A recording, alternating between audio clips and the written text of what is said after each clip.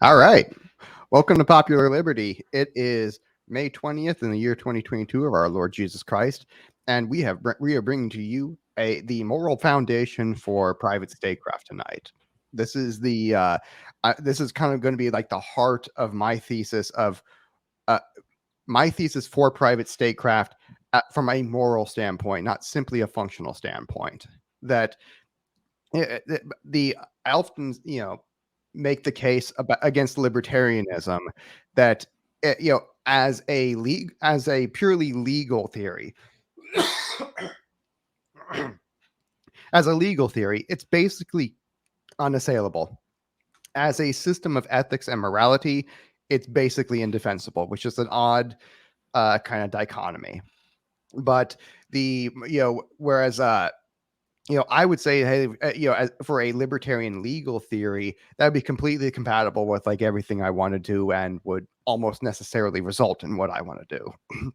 Whereas but I feel like that's not far enough for a lot of people. If they want to have a good government, they actually want to know that it's a moral government and why.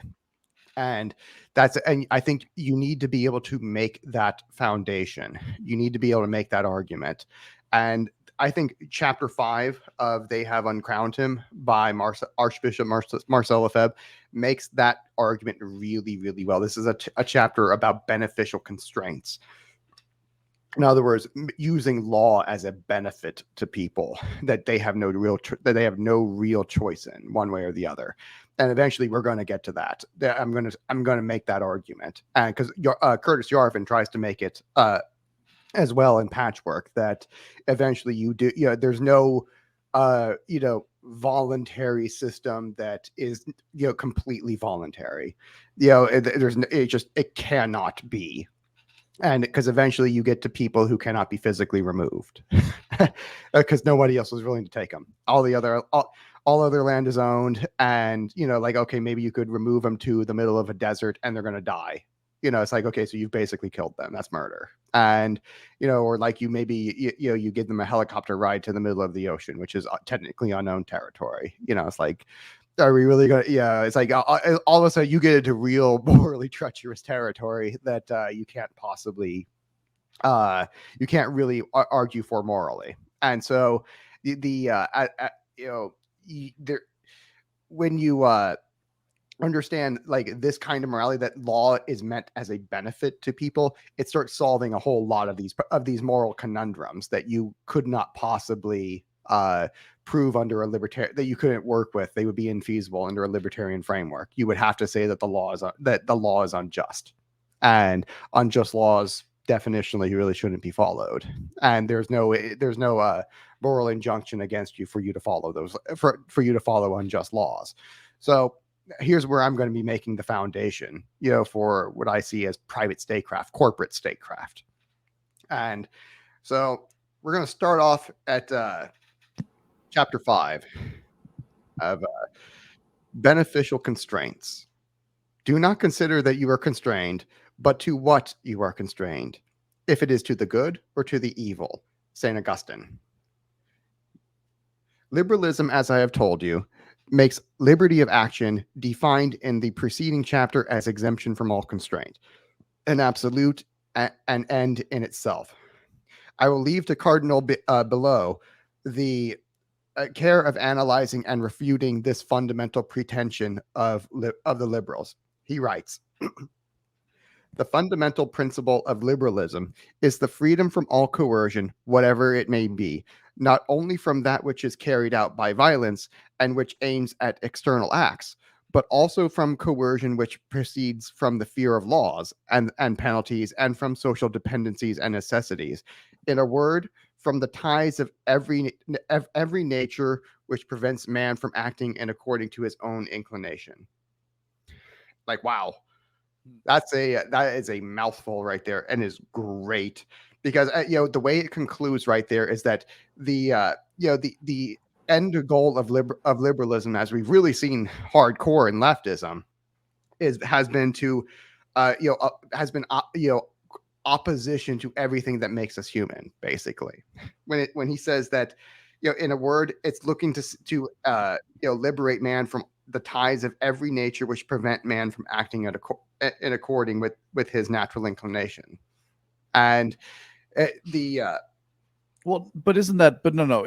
I'm sorry. Isn't because liberalism is more because it's more about the naturalist impulse of that, and that's the idea of the freedom from coercion, is that you're free to do everything, and that the law is the imposition on it. So the liberal position, right? Or did I misread that part? No, it's actually going a little bit further than that, because this would include like family ties and stuff like that as well. Right. It's not simply that, and it's like also like reality. Yeah. So there's this term, the natural inclination, and I read that more as like the more basic primal, like, noble savage vision of man. Because, or did right? I kind of took that as more Rousseauian. Yeah. That they were trying to that liberalism is effectively trying to argue for like Rousseau's ideas rather than something more like John Locke. Yeah, the idea is that right. Rousseau's where we get the noble savage. Okay, my bad. Because in the idea is that under nature we are at our most free, and again, it's this visage of like a primal of a like pre-modern society, right, of like tribal people across the world. It's the idea that nature itself is the freeing force, and that civilization is actually the imposition against man's natural inclination. And so as that relates to like the law and the idea of constraint, is that, and that's like the tension of this chapter, is like, what is that perception of law? Is law the imposition, or is law the creation of the good? And that, so yeah.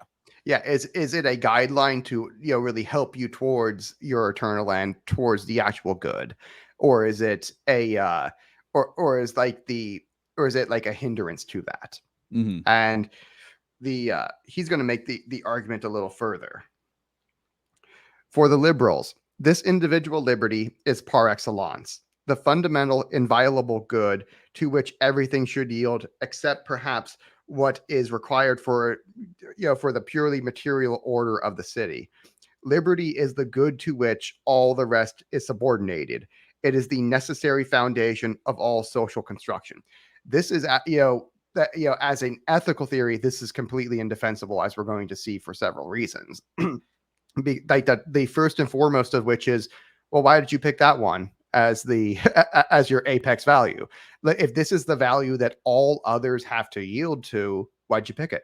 Like what that I mean, there's presuppositions in there that you have to prove. Like you have to in order for you to put this one at the top of the hierarchy, it has to have merited that somehow.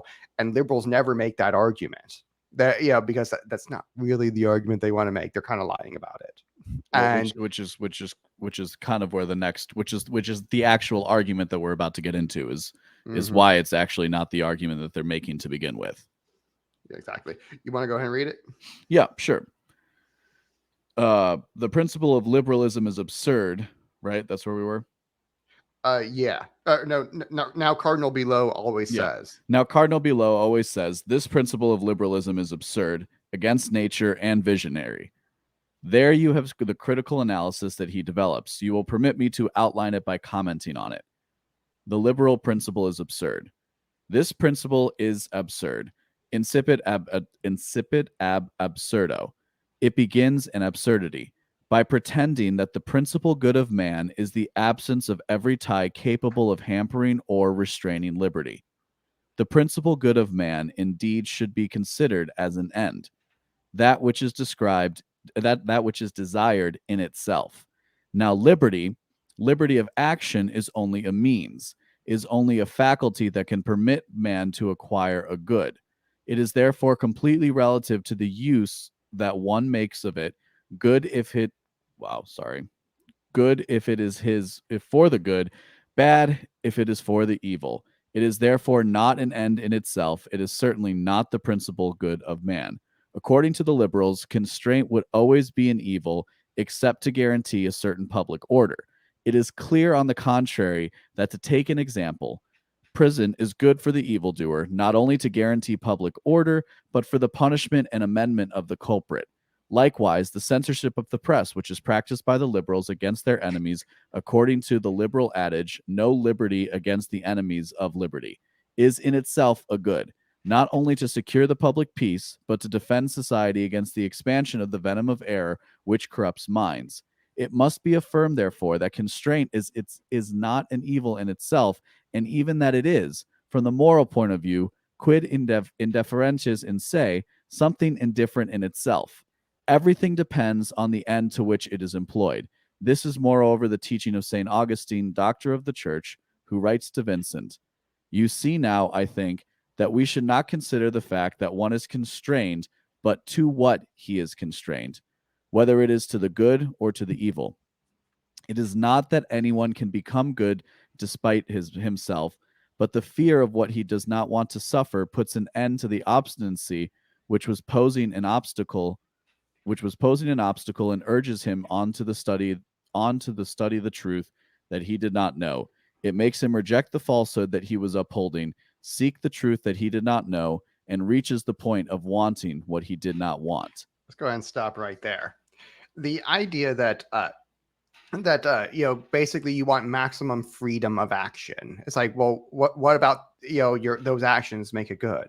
It's like you want freedom, complete freedom of action because you own your own body. Why is that justified? Well, like and in the preceding chapter, right, we establish we do a little bit of philosophizing, and we separate and we tease out different ideas of liberty, and he makes the case and makes the position that liberalism is fundamentally only sees the liberty of the physical, right, the liberty of your body to be able to do and go wherever as the maximal good, and it is from that then liberty of the mind can exist. Yeah. To basically say, so just to make sure that we're actually connecting the dots to the case that he's making here, where he's connecting the point that this physical liberty, the insistence upon it, is absurd for precisely the reason that if it's the greatest good, why is its opposite not the greatest evil? Because constraint is clearly not an opposite evil, or is not really evil. Constraint is good in many cases. So that's And yeah, exactly. But you can even illustrate this several other ways, because what you'll often hear with like libertarians is that, a lot of the, social libertinism, like, oh yeah, you should be able to cheat on your wife, no problem. And that shouldn't be like against the law or anything like that. But it's really, really immoral if you do.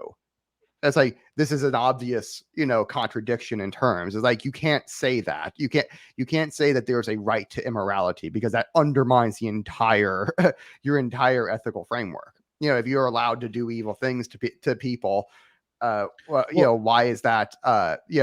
Then okay, like, where does that end? It logically doesn't. And and I think there's but there's also a point you can make too, which is like, you're focusing on the libertine section of the libertarianism thing of the libertarianism world, but that in of itself is also like a really modern interpretation, because what people are really saying is that the crime for adultery shouldn't be throwing somebody in jail.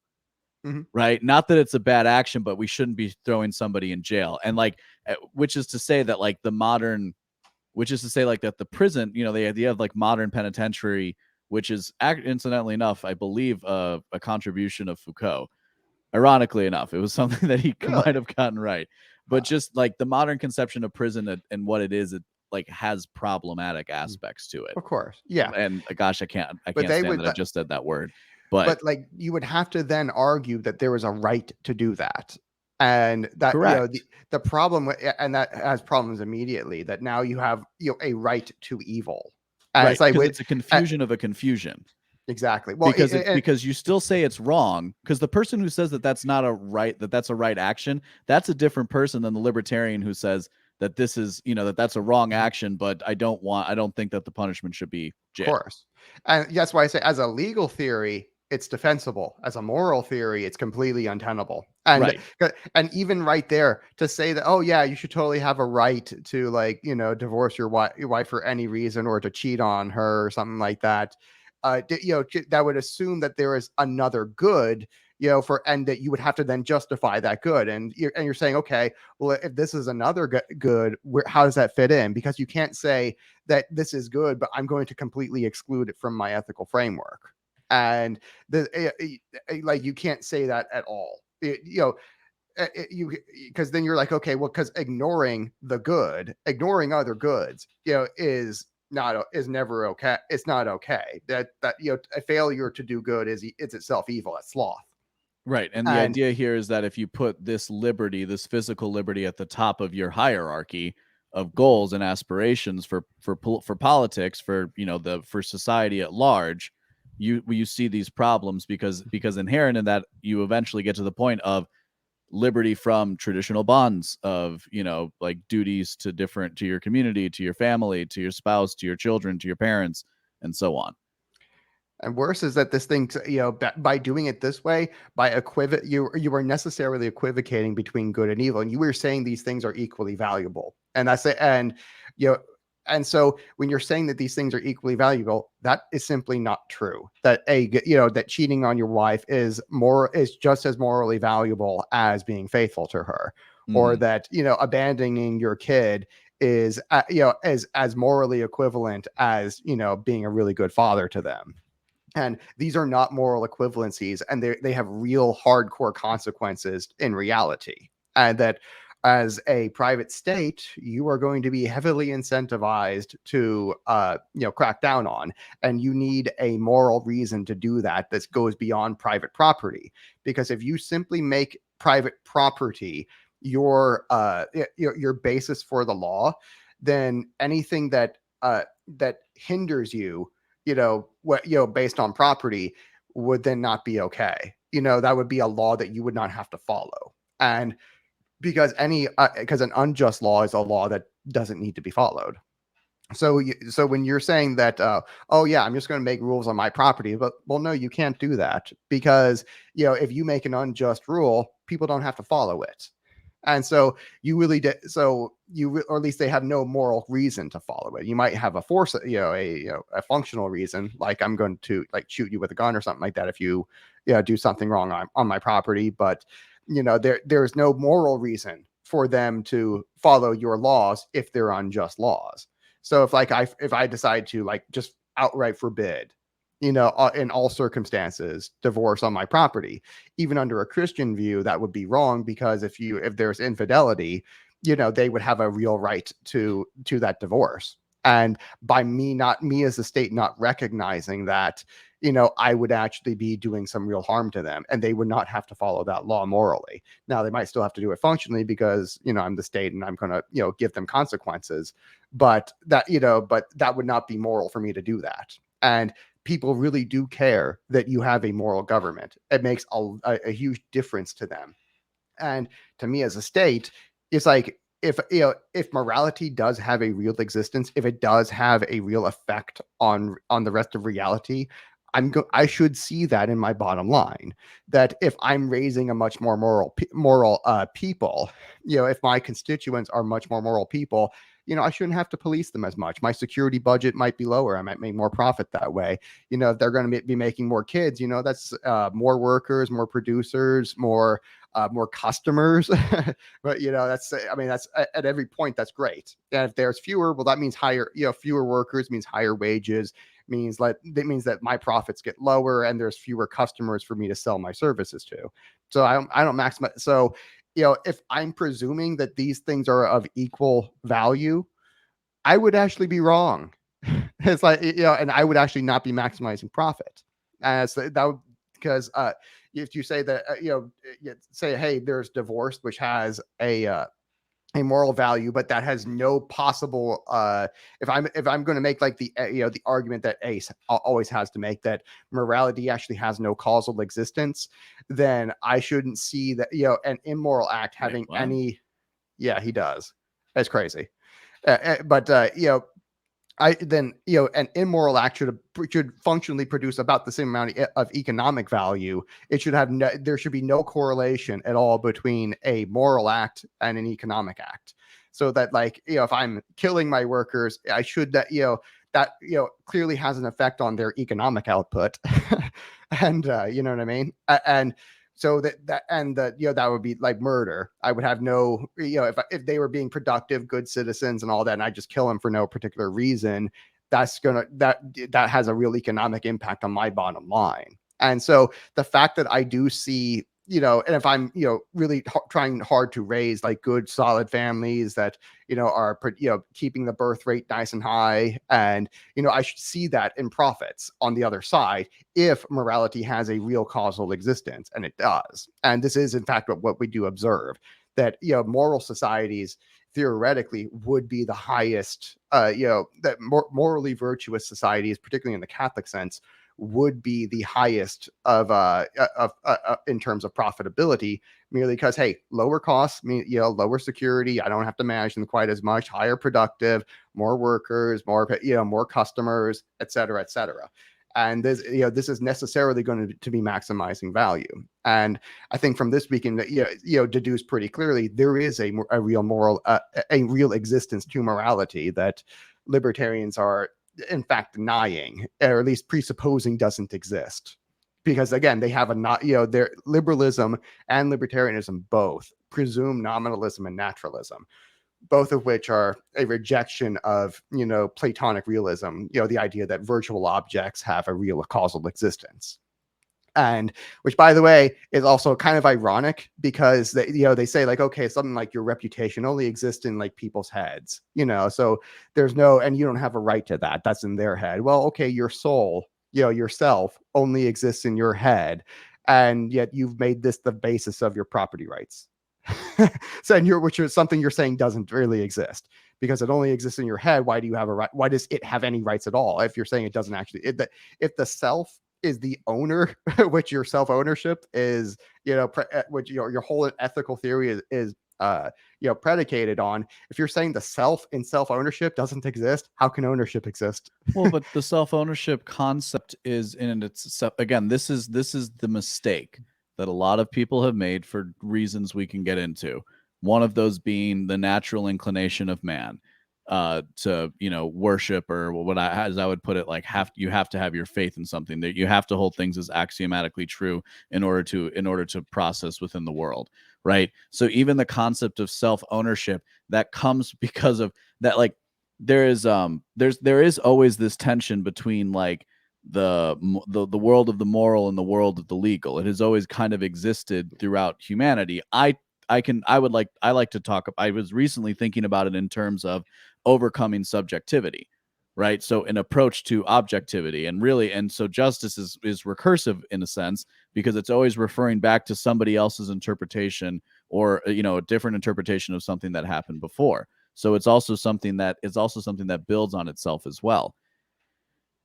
Where it comes, sorry, I just got lost on that thing. Oh, overcoming the subjectivity, because the legalism in and of itself is very normative. The laws are how we know how to act most easily, right? They're like if you think about it in terms of like a population at scale, they're like the baseline of the heuristics, and without which you wouldn't be able to function and operate. And this is why we see, going back as far back in ancient in human civilization as we have, that there are certain things that have always been considered illegal, and because they were immoral.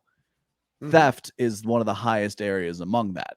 So the mistake then, again, to reiterate here, is not the legal framework per se, because we're actually talking very much in that legal framework at everything at all levels. Moreover, this is a function of some of the political rhetoric that's occurring at the same time, which, whatever, that's political warfare, that's flak on the battlefield, but wipe away the screen and pay attention to the actual argument that's being made, because it's very easy to get lost in the weeds with a topic that we're broaching as complicated as this, because I'm coming in and out of it myself. I mean, there's a lot of good arguments you can make for for the law having, allowances for libertinism in there out of prudence. And Thomas Aquinas makes those same exact arguments that, hey, that it's not that you have a right to like be it like like consume drugs and narcotics and stuff. It's that enforcement against, any sort of prohibition against those would be, it would cause worse, would cause even worse sins to come about, like all of the bad effects of prohibition, like murder and crime and shit like that. Mhm. And you're empowering like really bad, lawless people and making them rich. And so the, so like you could make that a really good case, for kind of for the law allowing some sort of libertinism.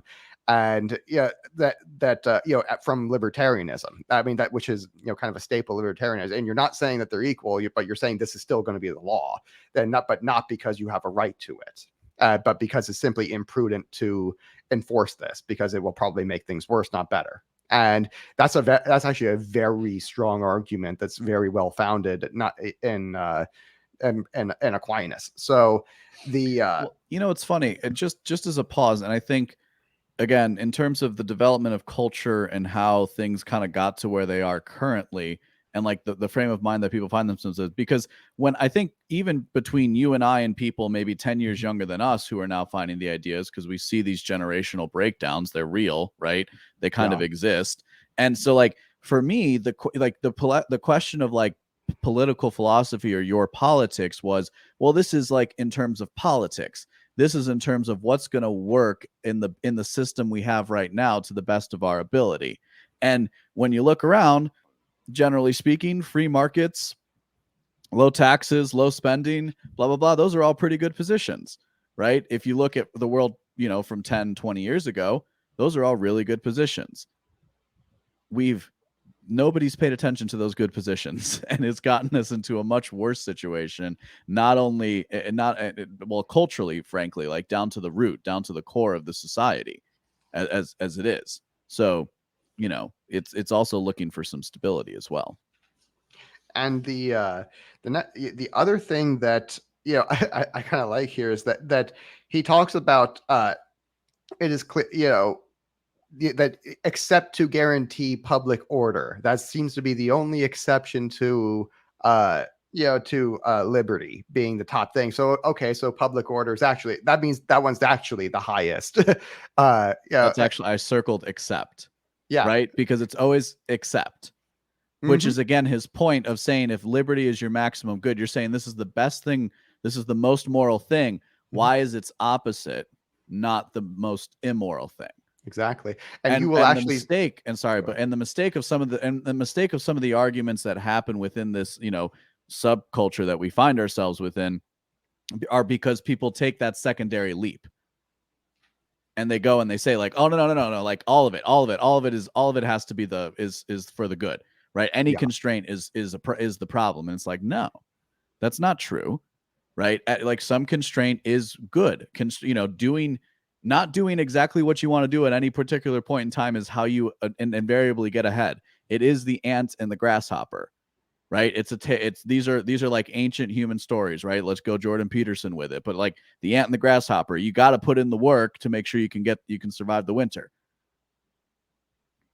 So, and the point I was going to make is that what you're really assuming here is that actually, like, you will see liberals make that argument actually, that actually whenever it does come, because a lot of them have realized that that's a real inconsistency, that public order actually is a higher moral value right there. And that when you call them on that, a lot of times they'll just double down and they'll say that, yeah, if my moral system burns civilization to the ground, that's totally fine with me. I would rather have the consequences of liberty, versus the the problems of tyranny or something like that. I don't know. This the problems. And I think also specific to the American context that gets lost because it's a tough thing to grasp is also just how splayed out we are as a people. Like geographically speaking, the violence and the disruption in America has been so localized that that the people that there are millions, tens of millions of people, in fact, who will never have to see any sort of real consequence to the words and that they type, to the rhetoric that they engage in, to the policy, the people and the policies that they support. That's actually a really good point. That, like, it's like they say this, that, oh yeah, I want, like, no cops around anywhere, but you're not going to walk down the street at night, in particular neighborhoods for exactly that reason. That there are also not in those around. Neighborhoods is the point. Is it's like Like, okay, I live in the general Chicago area, right? Yep. I don't live anywhere. I don't live that close to where there are bad things happening, right? And I Yeah. certainly didn't grow up in an area like that. But everybody's perception whenever I travel to different cities is, oh my gosh, where you live must be so unsafe. It's like, you know, No, it's a not big city. exactly. Violence is highly localized. Thomas Sowell, Yep. Discriminations and Disparities. It's one of his most recent books, and it's probably some of his most important specialized work because it helps, again, sift the massive amounts of information. Sorry, this is just my talking Go point. ahead. Yeah. But the massive amount of information that we're trying to sift through in a day-to-day basis and how we then process that into something. And so what something like this book allows for us to do is conceive of a way in which we can orient at that fundamental level. And what I do like it because you see that both behaviors here. Like one is that behavior of the kind of like conservatives and normie conservatives and normie liberals, where they will yield to public order and kind of reveal that, oh, that one actually is the highest value. And yeah, and then it really does beg the question, well, what does order consist of, and what does maximizing that consist of? And this is like, okay, well, now you just got right back to Thomism, where the axiology of how they determine value is based off the characteristics of God's love, and which is Roman Catholicism. And that and so you actually do see them kind of presume that, but then effectively deny it. So I said they're saying, okay, this one actually is the highest value, but we're not going to maximize it. We're going to maximize this one, which is that which we have actually kind of just revealed that we presume to be a secondary value, that is a lesser value, and we're not going to be maximizing the maximum value. And so and it's only the real hardcore radicals, again, like the liberals who push this thing to the absurd, that the principle of liberty in itself is absurd and leads to absurdity. This is how you get like the aces and the leftists, who will say, yeah, if my principles burn civilization to the ground, if socialism causes death and destruction, that's fine. I'd rather be moral and be poor than be than be rich, have a better standard of living and be rich, and be immoral, I should say. And it's that these particular liberals, they are radicals, and they will say double down. I mean, their actions will betray them because, again, they're always liars and hypocrites. But they but it's really interesting to note that you actually do get both kinds, not just the one. Well, I think there's a little bit of, I don't know. This is where, like there's the term illiberalism, and you can apply that to a progressive worldview. And so this is the part I struggle with. This is the part I struggle with in terms of classifying what the actual problem is. And it could be because I'm wrong, and that's totally fine. But in some respects, it's a distinction without a difference, because it's progressivism wearing the skin of liberalism that it's ultimately shed. And progressivism is a stand-in for socialism, but socialism is still a consequence of the broader term of liberalism. So again, I understand like that it might be a distinction without a difference, but it is I think it's a distinction with a difference in time. Mm-hmm. This is why I say that the American Revolution is the French Revolution driving the speed limit.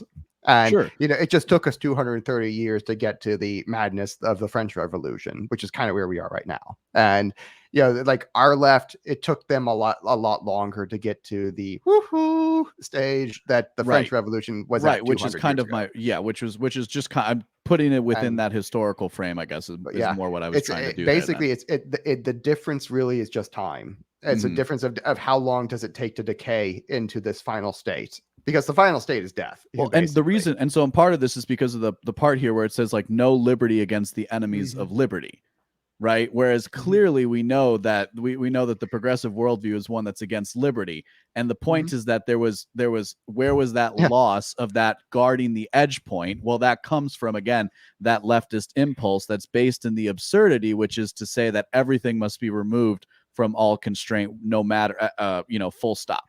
And this is also like, when you see like the which the we would call leftism. Sorry, closing the loop. like the Ministry of Truth and the Disinformation Board. Like a lot of times what you'll be seeing today is that amongst like the more red-pilled right is that they'll say, actually, I'm kind of fine with it. I just want to be in charge of it. And I don't, but since there's no real reasonable expectation for me to be in charge of such a thing, it's like I'd prefer this thing not to exist. Correct. And Well, and a couple steps back, another metaphor I've used, a little more normie talk, is that the American right has thought that the not normie talk. I think this is yeah, useful rhetoric. I don't know why I'm downplaying myself. Mhm. The American right has basically thought since the foundation of the country that the Constitution was the fence guarding basically the society, right? That ultimately the Constitution is the thing that's going to guard it. And what everybody's realized over the last, call it 8 years, but really 3, is that Mhm. that's a lie. And Yeah. the and so that's where that impulse has come from, of saying like, okay, well, I'll be in charge of it, right? And so it's like, it kind of starts, for me, it kind of starts this point. It's like, okay, it's political. You're saying it's all political? Okay, it's political. Things change when you make that decision, right? Your entire outlook changes when you make that decision. And basically, Mhm. we have to look and find exactly what should that form take when it actually happens, because it's no longer a theoretical debate at this point at this juncture in history, or at least not for the people following this show and the stuff and Yeah. the ideas that we're talking about. And that's the big thing that I think it has been a real paradigm shift in the right, is that they've kind by and large they've woken up to the idea that, oh, this is actually a power projection game, and it always was. And we were kind of deluding ourselves into believing that we'd evolved past that, and clearly this is not the case. So the next logical question then is that, since this is a power projection game, what is the right, based on their natural characteristics, how they are as people, based on their time preference for power, et cetera, what are their strengths when it comes to centralizing and amassing power? That's productivity. And it's also the left's number one weakness, is that because the left is like the children of Cain. Remember, Cain was driven from the earth. He was not he used to be a farmer, and then he killed his brother, and God said, okay, you're not allowed to be productive anymore because you've been a predator, basically. And so, but I'm not going to leave you for dead. I'm going to give you this mark that says that anybody that attacks you is going to pay sevenfold vengeance. And so what that means is that Cain is basically untouchable now. Well, and why That does Cain kill Abel? Right, out of jealousy, because kind of, Abel was given more favor by God, yeah. right?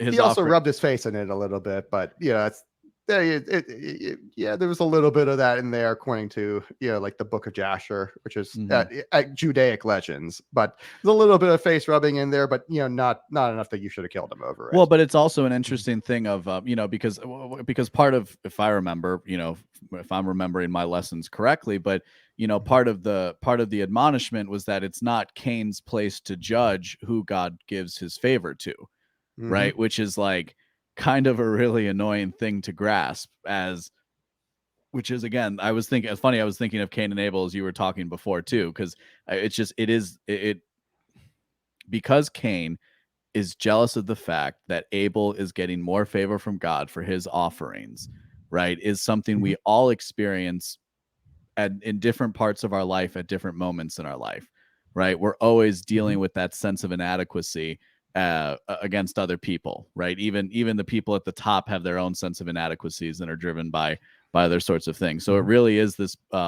It really comes again down to what is the Yeah. higher what is the higher order, right? Is it my liberty to say I deserve just as much as Abel? I do all the same work he does, right? Yeah, Why does he? that actually was Who's the argument. and so what's the Mhm. question? Whose place is it to judge, Not right? his. And which we Value invariably, as a social subjective. species, right? Yeah, as a social species, we invariably come back to that question: whose place is it to judge? Mm-hmm. And with like the children of Cain, but the reason I make that analogy is that what Cain did with that mark is he went off and founded a city, and he became the protector of that city because nobody could touch him. Without there's nobody who can invade. There's nobody who can aggress against him. He's basically unaggressible now. That's why Mm-hmm. he was the first earthly king. And so the the left are basically kind of his archetypal children, where these are people who are not really able to be productive, but they're really great at being predators. And so, and in society, and what this kind of shows that even in society, even though they're evil, God has still given them a role to play, that they're not just simply left for dead. They are bought in basically to the this is kind of their, what they've been given as their recompense for basically being de facto evil and unproductive bastards. And that they, that the state now is their predatory institution that they can kind of inherit. They have this mark where it's really tough to arrest against them. And that's what they're made for. They're really, really good at it. They're just way better at this whole aggression and predation game than the right is. But the right is like Abel. We are the children of production, and we're like the children of Seth, basically. To where we are much more productive, and this is our way of creating and managing power. Is that we are because we can produce power for ourselves. This is our ability. This is where our ability to project power comes from. Is that we are not limited to simply taking it from others parasitically. Like the way the left is. This is the less fatal flaw, is they can't produce it for themselves. And so, and you will see, and I'm going to make this argument later on when I start going through demographics, is that leftism or liberalism by nature is necessarily unproductive or anti-productive. And so because of this, this is their mortal weakness, is that if you can manage to cut them off, they will wither and die, or they will lose quite a lot of power. And that the actual form of government matters to, towards doing this, that it needs to be a form of government that maximizes productive value and punishes predatory value. And that this is a system of statecraft that would necessarily disadvantage the left. And so this is why I believe in private corporate statecraft, is that I want a system that's going to morally advantage the right, not just morally, but in the power projection game that this has evolved into, because the right is now aware that this is a real power projection game, and they need to play to their strengths, and they need a strategy that does that, and they need a government that plays to their strengths of productivity and that punishes predation. And so, the free market is really, really good at that. That predatory businesses tend to go out of business. They're not, and I'm sorry, but like, and the because what's interesting, right, when we're talking allegorically in terms of like Cain and Abel, which has real consequence in like human behavior, there's a lot inside of the middle. And again, that free market, the system that's in place, the limits that are put on people, also allows for healthy, shall we say, exercising of said predatory impulse that we have as human beings, because we are the descendants of both Cain and Abel, right? Cain and Seth. Literally speaking and metaphorically speaking, just given genetic drift. So it's just interesting to point out that even those strictures themselves, again, allow for predation in a healthier sense, we might say, right? Yeah. Which is to say, the predatory aspect is also linked to competitiveness, because it's a matter of success. It's a matter of pursuit and reward. You can channel this Canaanite, you should say, or Canaanite instinct towards something, towards a greater good, basically.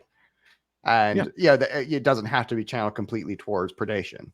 And unless you're really one of those, and even in the case of the allegorical case, so he becomes the first earthly king, right? He invariably does embody that himself. Yes, he did. And let's go ahead and continue now from, it must be affirmed. Oh, you're going to read? Yeah, I got it.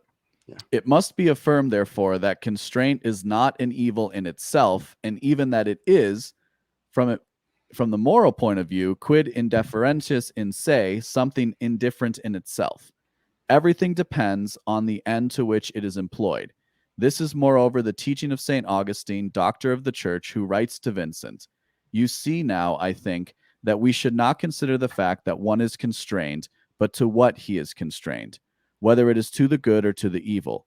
It is not that anyone can become good despite himself, but the fear of what he does not want to suffer puts an end to the obstinacy which was posing an obstacle, and urges him on to study the truth that he did not know. It makes him reject the falsehood that he was upholding, seek the truth that he did not know, and he reaches the point of wanting what he did not want. I intervened myself several times at Vatican II to protest against the liberal concept of liberty, which was being applied to religious freedom, an idea according to which liberty would be defined as exemption from all constraint. This is what I declared then. Human liberty cannot be defined as liberation from all restraint without danger of destroying all authority. Constraint can be physical or moral. Moral constraint in the religious domain is very useful and is found over and over all throughout the Holy Scriptures. The fear of God is the beginning of wisdom. The declaration against constraint in number 28 is ambiguous and, in certain aspects, false.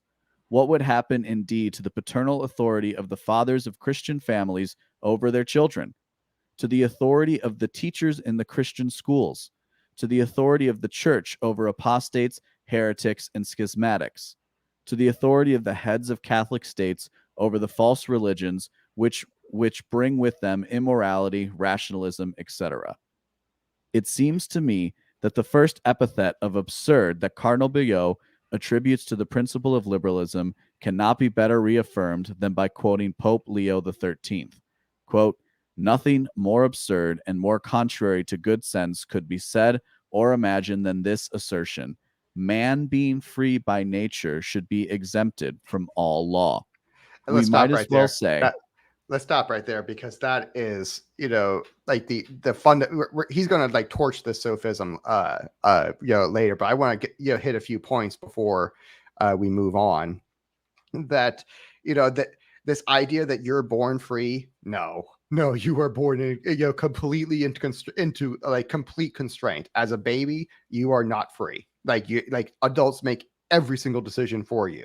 And and you better hope that they make the right ones, and you better hope that someone gave them training on how to make the right decisions for you, because you are completely constrained by your nature. And there is no there are very, very few animals out there that are more constrained by their nature than humans are in their youth and adolescence. And the this idea that, like, hey, if you start getting rid of like real moral constraint, like, okay, so what starts happening when you have like a family member that is basically a drug addict or something like that? It's like, are you just going to let that happen? Like, you're telling me that, like, as a father, if my son was doing drugs, like, adult son, by the way, let's steel man the argument. If my adult son is like doing heroin, and I know the statistics, like, this is not looking good for him. His life expectancy is going way down, and not just to mention his health. His health is just like really taking a turn for the worse, and it's heroin addiction, of course. So like, you're telling me I have to sit back and do nothing? That there's no physical, there's no force I can use at all. I can't just take the drugs from him. I can't, force him to go get medical treatment. There's nothing I can do that. And like, actually, like, I've had this argument with Ace, that like, he will say, you may be able to do it, but he would have the right to resist you. So what it's like, so in other words, I have no right to do that. It's like, I have the right to use that against him, and he has no right to resist me, or I have no right to do it. Well, there's an it's like either absurdity I in do the or I don't. conversation, right? Huh? There's an absurdity to that kind of Yeah. conversation. And that absurdity is that you're actually, like, you're arguing a hypothetical on top of a hypothetical on top of a hypothetical, right? And so you're trying to, and then you're always just trying to, then again, like, who can judge? You're making that recursive point back to an initial idea that you're trying to, like, meet out the differences within, right? It's like, the person can, yeah, Well, because it's like, right, well, yeah, it's very easy to. the junkie son can resist me, but that doesn't mean he's right. Yeah. It doesn't mean, it doesn't mean he's moral for doing it. In fact, like, the obvious immorality of it, you're saying he has a right to immorality, which in itself is like, okay, so you're no longer maximizing good anymore. It's like, you are not, by nature, you are necessary, by definition, you are not maximizing good, which Okay, is, and let's reduce this. Let's make it a little more common. How about just like, hey, you notice your buddy's drinking a lot, and you just kind of check in on him and you'd be like, hey man, I noticed that, how's everything going? It's like work good, family good, people good, right? There's so many steps before you actually get to the junkie on the street. And that's the point is the belief that any kind of constraint is a problem leads you invariably to a junkie on the street, given the factor of time. And quite a number of them too. And particularly with mental illness, because they had bad families that were junkies, basically, and that got handed down to them. And it's actually, we've actually proved that it's genetic, that there actually is an addiction gene that can be very highly heritable, like 80% of the time it's heritable. Yeah. Oh yeah. And anybody who's from a family like that knows it. Mm-hmm. You know what I mean? Oh yeah. I buried two uncles last year for basically drug addiction. 2021. Yeah. And so it's like, and they like all throughout my family, there's addiction problems. So that's why I'm basically a teetotaler. I don't believe in teetotalism, but I practice it simply because I know my genes. And I will, have a drink every now and then. I will, have a little bit of THC every now and then and stuff like that. But I'm very, very controlled about it. And, this is but if I were, if I had somehow degenerated into a junkie and someone was forcing me to seek treatment, which basically everyone agrees is an objective good, it's like, I can't say why. Why is it that this force is bad? I'm forcing you towards a good rather than why is this? If force can be used for good or for evil, which by the way, they both even like libertarians, they'll be inconsistent about this. Liberals will be inconsistent about this, to where they will argue that oh no, you cannot initiate it. That's what's immoral. If you're doing it defensively, that's totally fine. Well, it's okay. I've asserted that this private property of mine is mine and you can't touch it, you can't do anything with it. It's like, even right there, that's a threat of force. And so that is that is basically initiatory, that anyone who crosses this line that I just made up is going to get force used against them, to physically remove them, presumably. And maybe you can say that that's moral, and they do argue that one's moral, but it's still very you're now saying, okay, that force is now a neutral thing. And so, okay, well, under what conditions is it always neutral? So by saying, because now you've thrown out the argument that that constraint is necessarily an evil, that force is necessarily an evil. And so now I can begin arguing, well, okay, well, now that there's this exception over here where it's actually a neutral or a good, where this, that here's other situations where this thing is a good and that are initiatory, by the way. And I think it's a really, really, it's an absurd argument for them to say that, that always initiating force is wrong. It's not. It functionally is not. Like if a kid is who is under the natural order, you are your parents' retirement program, and if they've treated you well, if they've loved you, you have an obligation to take care of them in their old age, because they took care of you when you were a baby, basically. Now, if they didn't do that, you don't have an obligation to them, but you're probably dead if they didn't do that. And you probably owe that to whoever did, if you're still alive. But if you don't, it's like, I think you have a moral obligation to filter that. And if you don't, someone should be allowed to use force against you to, get you to fulfill that obligation. I don't know how, but they should have that right. How they exercise it is another question.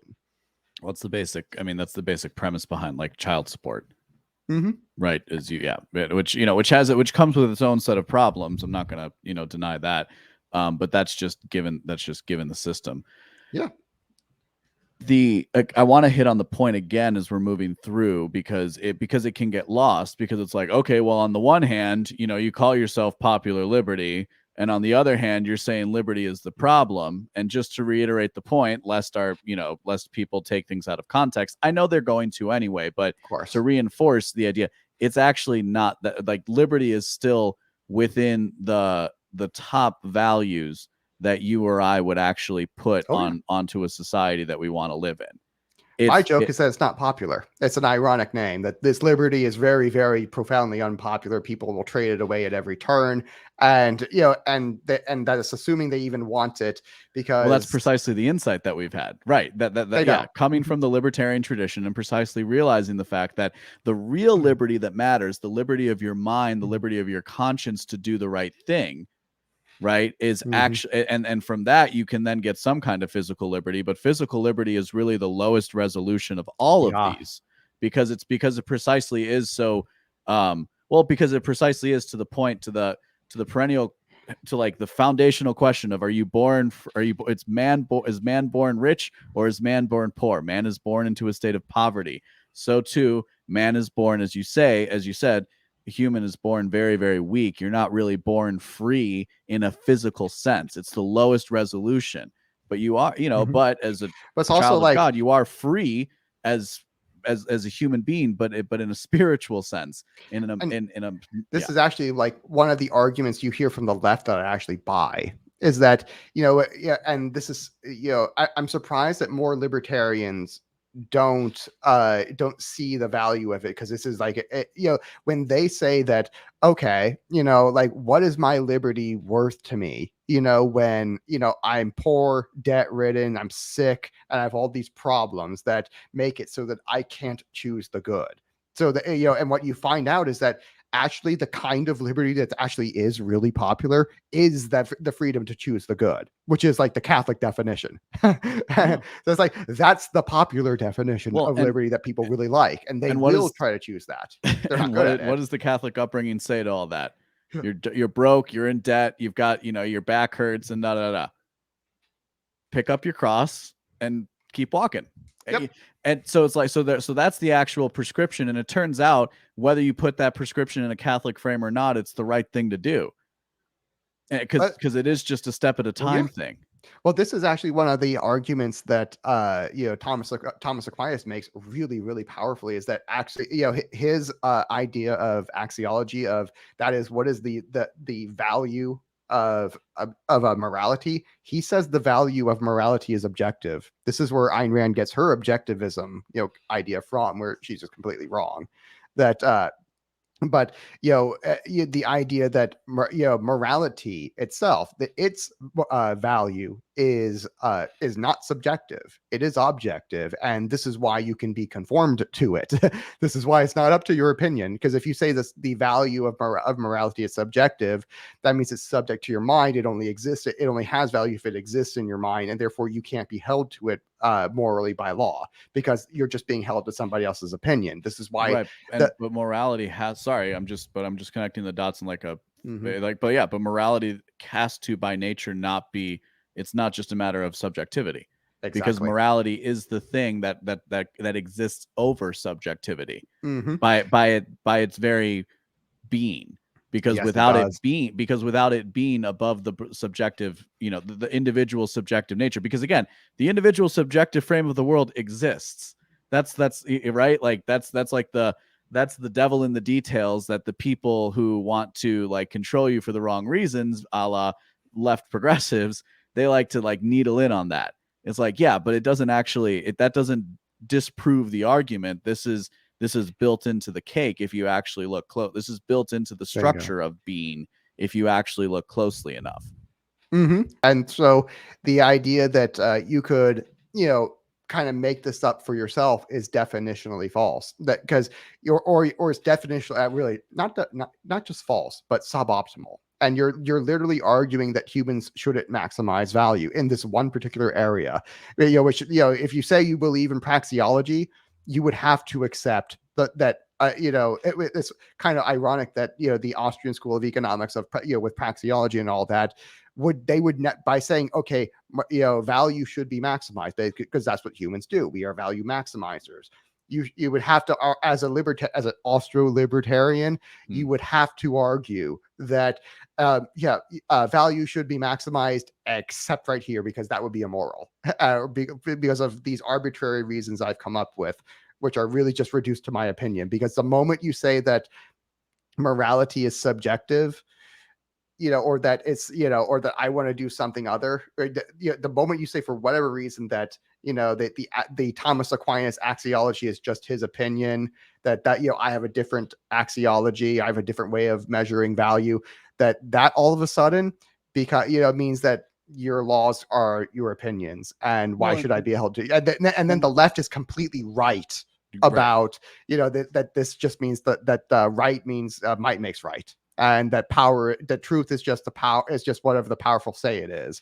And because instantly they become right about everything. And so this is just another inconsistency to where you cannot, if you want to make libertarianism, philosophically coherent, it has to be to presuppose, Thomism instead of nominalism and naturalism. Or maybe the better thing to say is we have to understand that libertarianism is best applied.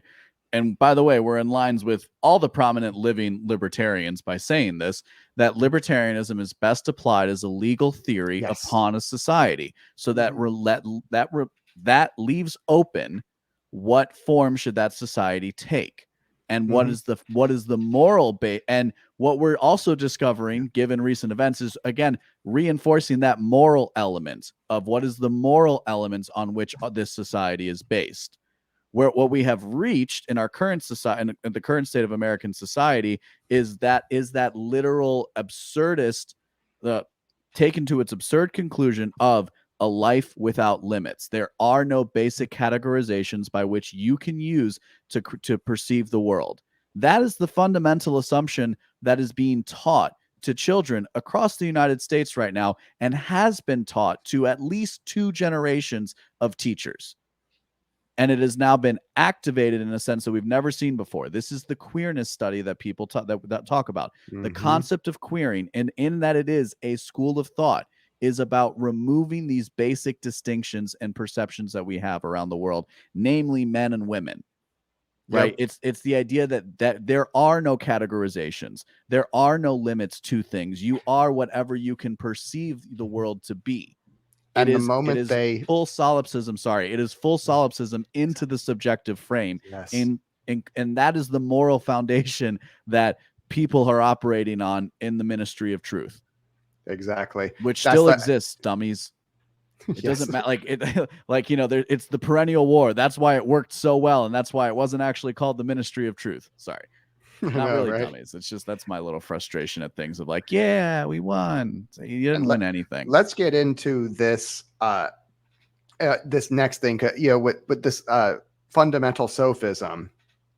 We might as well say I am free, therefore I must be free. It's like definitionally you are not free. As like you are constrained all over the place, and if only just by reality itself. And so this idea that you are born free and therefore you have to stay that way is just fundamentally false. Well, and these are the people who say, again, we have to always remember, these are the people who say, oh, well, why do I have to work? Work is oppressive. Yeah. Right. That is when you are accepting liberty without any kind of limit, freedom from maximal liberation and maximal egalitarianism, that basic definition of leftism.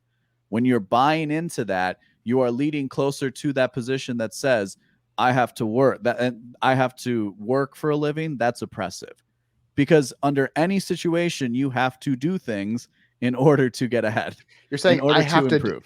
And what they're arguing against is I have to do good for other people in order to receive good from them, and that's not fair. And that's the argument they're making. And that even right there, they're presuming a definition of the freedom to choose the good, even though they say they're not, and they're explicitly trying to argue against it. That all of their arguments against it are effectively presuming their own falseness, and because that's what makes you money. That you have to do good for other people, provide value to them, for them to provide value to you in return, and for that to be just. And so the underlying sophism is obvious if this is explained. I am free by nature, endowed with free will. Thus, I am also free from all law, from all constraint exerted by threat of penalties. unless it is claimed that the laws should be devoid of all sanction, that would be the death of all of the laws. Man is not an angel. All men are not saints. It's funny because like that's such a throwaway line from him for Yeah. him. Unless it is claimed that the laws should be devoid of all sanction, like Yes. who would say that? It's like, and Yeah. we've lived through the year of 2020. The year of lockdowns was also the year of the mostly peaceful protests, where Yep. we saw that the law was devoid of all sanction. Mm-hmm. So it's crazy how he gets this all correct. It's like they would never be that absurd. They're, the liberals, they take this thing to the absurd, but they would never be that absurd. It's like, well, that's you're a little behind the times here. Granted, this was written in like 85, I think, so it's a little bit dated. I could understand how back in 1985, it's like you could never just fathom how insane the left would get, and boy, did he underestimate them a few times, but uncharacteristically so.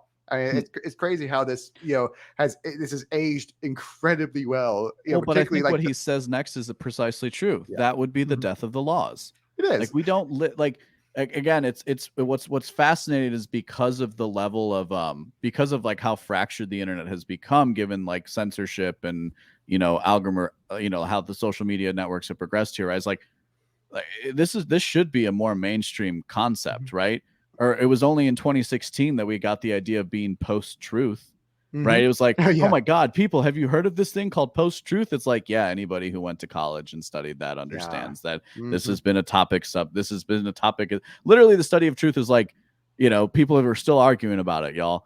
Like everybody's still arguing about it. We always have as humans. We kind of always will. Right. And that's why you invariably, maybe just have to trust something like a 2,000-year-old institution. And again, it's like, I keep coming back to, because again, we come from a libertarian brand of a school of thought, to where like, okay, because they'll respond to this saying, well, I own my own body, and that is something that is true, and that but it's true in the legal sense. Yes, true in the legal sense. Because because when you build a legal order around that, it makes a lot of sense, and it helps provide for a complex level for a very complex society that improves everybody's life immeasurably as a result. Mm-hmm. And the moment you make this idea that I'm morally free to choose evil, it's like, to which by they mean initiating aggression against peaceful people or whatever. Well, it's like, okay, the moment you say I'm free to choose any other, what about all the other kinds of evil that you seem to recognize as being evil, but then say, oh, they have a right to that kind of evil, but you don't say that over here. And it's like this, it's again, as a moral philosophy, libertarianism is basically indefensible. It's so utterly incoherent as a moral philosophy. But again, I'm just, I always feel it's like, that wasn't the libertarianism I was studying, man. Like the idea of it being a fully more, I guess, is that like the Rothbard influence? Yeah. That's okay, I guess it really comes back to that. That's all of them basically. But like it's all also, of them would have said I mean, it's like also that. a little bit of a sign of the times, right? Because you also have Ayn Rand with her objective philosophy as well. So it's this attempt to build that system with which, and even Stefan Molyneux with his universally preferable behavior, you're trying to build that perfect order, rationally speaking, based on objective, what you perceive to be objective human, goods, and invariably it turns out doesn't work that way at all. Right. And so that's again, the only way to really defend libertarianism is just as a legal theory. This is just a theory of how we're going to write the laws. And this has nothing to do with let's take it one step further, because there's like there's a point that's been sticking in my mind, because like, oh, well, you can compare different cultures. Yes, right. Again, this is one of the retorts you would maybe find. Yeah. But again, you can also examine, again, understanding like that the legal system it's actually really, really important, because it's kind of how people can generally structure their view of of how things should be and how they should act. And most legal structures all recognize that, like murder, rape, theft, those are the three big ones. That's, again, this is the thing that you can find if you do go through the trouble of a rationalist study. What do we see in our current legal order? Is our current legal order doing a very good job of any of those three things? Should we bring out the Democratic talking points now just for funsies? Yeah, right? do it. Right. Like, let's bring out the rhetorical democratic talking points. Are our laws really doing anything to stop, people from killing each other in places like Chicago? Right? Is it stopping the mass shootings, the mass shooters of the world? No, it's not. See, it's not working. Is our government at all peaceful? It's like, I mean, you could look around at every place we interact with, and they're all worse off for it. And right. you can even like, even like when we're trying to help, we're like, we want to eradicate drugs. What's that done to Central and South America? You know what I mean? It's been a disaster. The drug war's been a disaster for them. And and even when our legal order, our state is trying to do good, it always makes it worse. And and a private company would not do those sorts of things simply because they're not profitable, and they would make quite a number of different decisions. And this is, I'm going to justify this at the end because we're close to the end, but I'm going to make a real good argument for private statecraft after this, because I think that the biggest point of this chapter is that the law is a real benefit. And because it is a moral benefit to the well-being of people, this is something they seek. Because the liberty of to choose the good, that ability to choose the good, is the kind of liberty that's actually popular. Therefore, that means it's the kind of liberty that's in demand, and therefore it's the kind of liberty that's profitable to supply to people. Is that, I'm going to supply you with this kind of liberty, which actually is popular, and because it's popular, is in demand, and I can make a profit off of it. And so so this is just as a definition, this is if you just add in a for-profit mechanism into the state and you structure it like a corporation, which is designed to be profitable, it has the proper incentives for it. All of a sudden, you get a very, very strong incentive towards virtue and moral behavior, and to be pushing, and you get a strong incentive to be pushing these sorts of Catholic ideas on society. This is something the Merovingians figured out. They're the first one. At the fall of Rome, the kings who took over were called the Merovingians, and these are basically the barbarians that invaded, sacked Rome, and realized that, Catholicism, not so bad. I kind of like this idea. Divine right of kings suits me very well. I definitely think God gave me a right to rule over you suckers. And in the meantime, we managed to civilize these barbarians and turn them into more productive citizens who really cared about the church and Christianity and all of that. Probably a little bit more of a myth than reality, but it worked. And so there's some problems with the structure of an old medieval monarchy that made it so that it wasn't quite nearly as profitable as it should have been, particularly because it wasn't explicitly seeking profit. And that's the big problem right there. But these are all problems that a corporation solves. So, let's go ahead and finish out the chapter of the modern spirit and liberalism, and then let's talk a little private statecraft. I would like to make a remark here. Liberalism is a very serious error of which I have related the historical origin above. There is a modern spirit which, without being candidly liberal, represents a tendency towards liberalism. It is found from the 16th century on among the Catholic authors not suspected of sympathy with naturalism or Protestantism. Now, there is no doubt that it is a mark of this modern spirit to ponder thus: I am free to the extent that there is no law that comes along to limit me. Beyond a doubt, every law comes along to limit freedom of action. But the spirit of the Middle Ages, that is to say, the spirit of the natural Christian order of which we were speaking above, always envisaged the law and its restraints first as a help and a guarantee of true freedom, and not primarily as a limitation. A question of emphasis, you say? No. An essential question that marks the beginning of a fundamental change of mentality. A world turned towards God, seen as the ultimate end to attain, cost what it may. A world entirely oriented towards the sovereign good gives place to a new world centered on man, preoccupied with man's prerogatives, his rights, his liberties, and I add his body, his sexuality, his identity. Actually, his identity.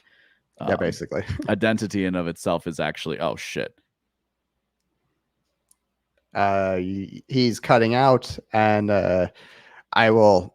All right. So we just lost LB. I'm sure he'll be right back. But I'm going to talk about this for a second, because what I really like here is that, when he says that this is not merely a question of emphasis, this is a problem I have with some libertarians, Christian libertarians who say, oh yeah, Christianity is completely compatible with libertarianism. No, they'll argue like, oh, this is kind of just a difference of emphasis of we you're free to do good or evil, but we really want you just to choose the good. And no, that is not correct. That is definitionally not compatible with with this, because it presumes that you are not hindering God's rights, that that there can be liberty, so to speak, outside of of the way God wants us to live. That you're assuming that definitionally you will be more free to do things that like make you less free. It's like you're free, the idea that, okay, am I free to sell myself into slavery? Is it real slavery? Like, because if so, in what sense is that free? It's like, okay, am I free to sell myself into poverty, addiction, and mental illness and all that stuff? It's like, in what sense am I more free this way? And this is something that this isn't one argument I really do buy from the left, is that that's a worthless freedom. And you can understand why they regard it that way, that they regard that liberty as basically a function of positive rights, or they've essentially that they value it because it has that's this primary freedom to choose good things. Like, if you're only free to choose bad things that hurt you and make you miserable, what good is that? And to them, they would, and you can understand why people would not value that the only kind of liberty they would possibly value is a liberty that gives them the freedom to choose good things that make them happy and give them meaning in life, and give them a good standard of living and all of those other things that men seem to like, et cetera, et cetera.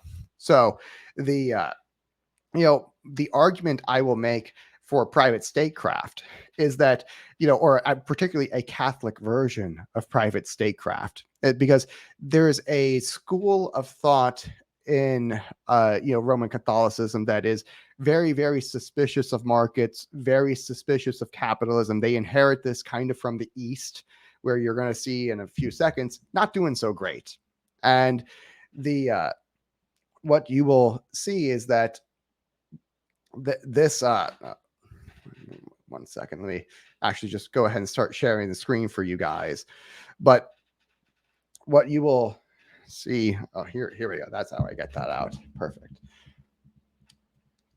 It's like this, you'll see this kind of in like the demographic structures primarily, where they are you see people get much poorer much more quickly. Here's LB. Perfect, he's back. Yeah, that was weird. Yeah. Well, not weird. I think I that was a little too dramatic there for a second, and I jostled my setup and it unplugged everything, and then took a second for it all to snap back in. Mm-hmm. And so when there's this sect, there's this portion of Roman Catholics who are very suspicious of markets for good reason, that hey, a lot of people do bad things for money. And I think what this really pushes, or what this presumes, is that this is something endemic to capitalism. This is intrinsic to capitalism, something that could not be that could not be changed or is immutable. And I would argue this is not the case, because this is a function of having bad government, of having bad liberal government, and not just having bad liberal governments, but having malformed monarchies prior to that. That you had, I've made this argument in some of my archotropism lectures, that the problem with a classical medieval monarchy is that there's no real separation between ownership and management, which, if you know anything about corporate finance and stuff like that, you'll know immediately that all publicly traded corporations require like a certain level of separation of shareholders and management, because otherwise what you get is like the management, who if there's no separation there, the management will start looting the company basically for their own personal profit, and then like kind of loot it into the ground. They'll just like personalize everything, and they'll make it all personal property instead of, you know, treating their shareholders with value, and the corporation will go bankrupt. And so, you know, by separating ownership and management, you get a lot of better a much better a much more efficient system for productivity, because now there's a separation, and the shareholders can fire the CEO or C-suite, which would basically be the king. It's like if the royal, basically the way you would structure this is like you would say it like the king or the royal family, so to speak. They're the shareholders of the company, in air quotes, and the prime minister or the ministers would be like your C-suite and your your people. They would be the workers of the company as your ministers, and you're headed up by your prime minister, who's your CEO.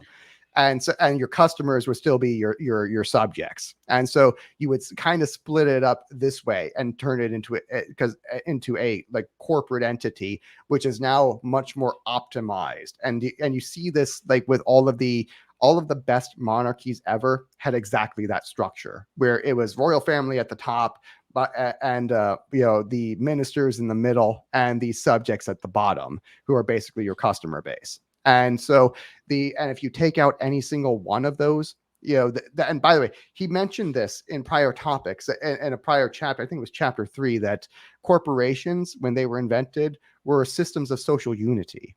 It's like these things existed, and they brought together the incentives of the elites with the plebs, basically. Well, he also makes the historical point that it wasn't just the corporation, it was corporations and guilds.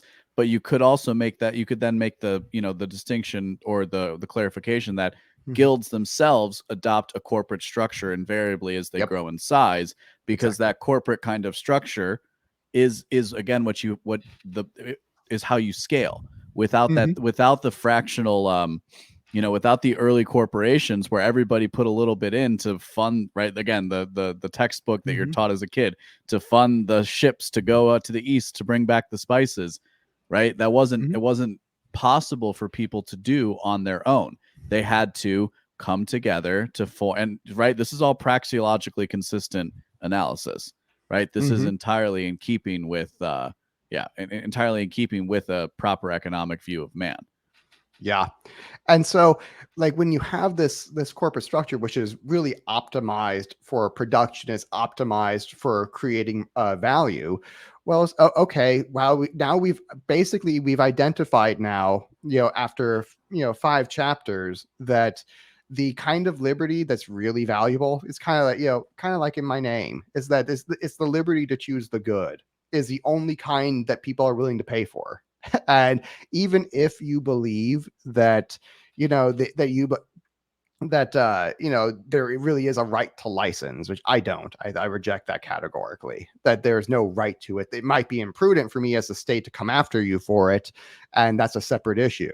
But if choosing good is the liberty people are willing to pay for, well, okay, then I need to kind of adopt that. If I'm the free market, I need to have a structure to where I can supply this sort of liberty to choose the good to people as a service. And I need to be able to found that based on my own private property as a corporation. That if I, as a corporation, view my role in society as supplying natural rights to my people and protecting them, and keeping them with the anyone who lives on my property has to live by my rules, and because it's my property, my rules, I can make any rule I want. And it just so happens that I kind of like the way the Catholic Church is doing their rules, so I'm going to wholesale adopt everything and push it hardcore.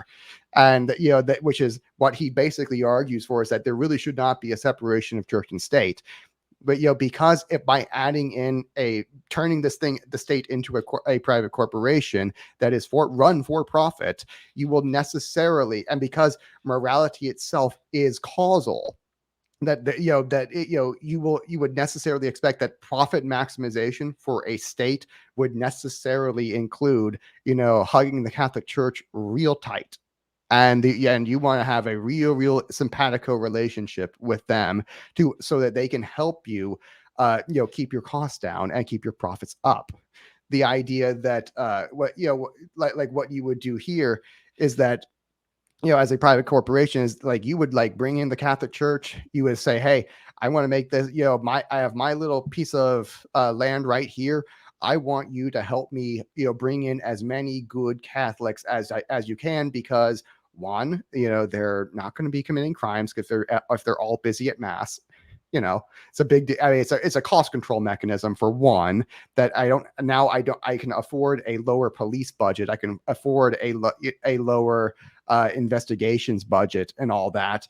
I don't have to I don't, if there are bureaucrats, I don't have to hire quite as many of them anymore, because I assume that you're not going to be, deliberately exploitative in your, or at least I can assume you're going to be less exploitative than your, atheist or non-Catholic, counterparts, et cetera, et cetera. So well, I was just thinking about the fact that you said they're going to be more well behaved when compare like the very stereotypical Protestant conception of Catholics are the loud and vivacious indulgers. And I love that you brought that up, because I was prepared for that argument here.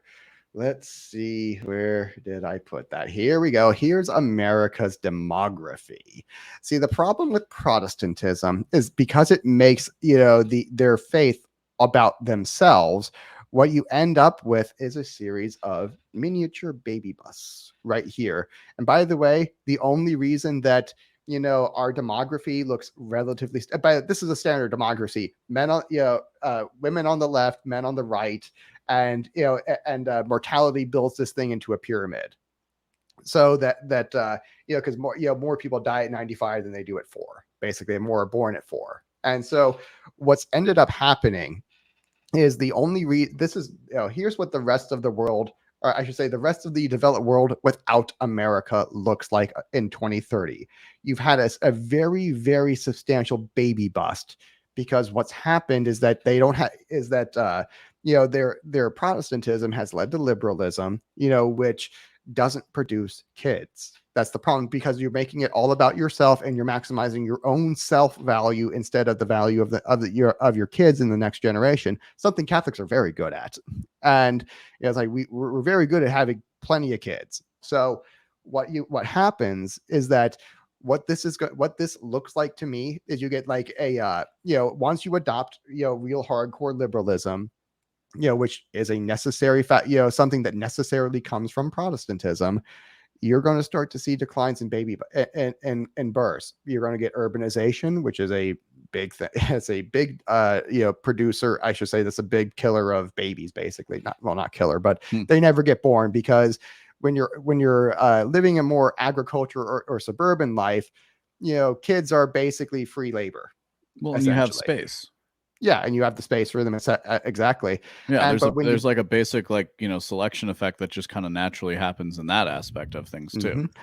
And when you are, but when you move into the urban areas, all of a sudden that's like free farm labor, or for or like a thing that I had space for. They weren't too expensive, but I had space for them. I no longer have space for them, and now they're kind of basically really expensive pieces of furniture that talk back to me. So I'm going to have fewer of them, and that just necessarily happens with liberalism. And so when you start having fewer and fewer and fewer people born, what ends up happening is that you get a kind of a double-sided effect, to where, okay, but you have this class of workers who are entering this basically from like 40 to their mid 60s. There's a huge bulge of really, really, really productive workers with a lot fewer kids. So they are at the height of their income earning, and they have very, very low costs.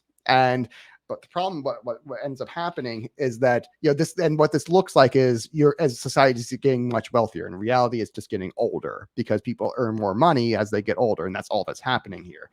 And so because they have fewer kids, they have lower costs, and they can afford more lavish lifestyles, and it leads to this perception that that lavish lifestyles and all that lead to immorality and all that. In reality, it's the causation is actually reversed. It's the immorality that leads to that leads to some of these lifestyles, that to these much nicer lifestyles, but they're temporary. You see, what happens, the reason why this is temporary and fleeting is that all of these, this is like our baby boomer generation right here globally, this big bulge right here. This is going to get older and older and older and older to where all of a sudden this thing that kind of looks like maybe like a shoulders pattern, to where it's going to get really bulgy at the top and really thin in the middle. And all of your retirement programs are going to go bankrupt because who's paying for them? It's like, and you get to the point where, okay, now all of a sudden when these people retire, they're no longer producing anymore. Not only does that, but their consumption goes way down because now they have one nest egg and they need to make it last until they're 90.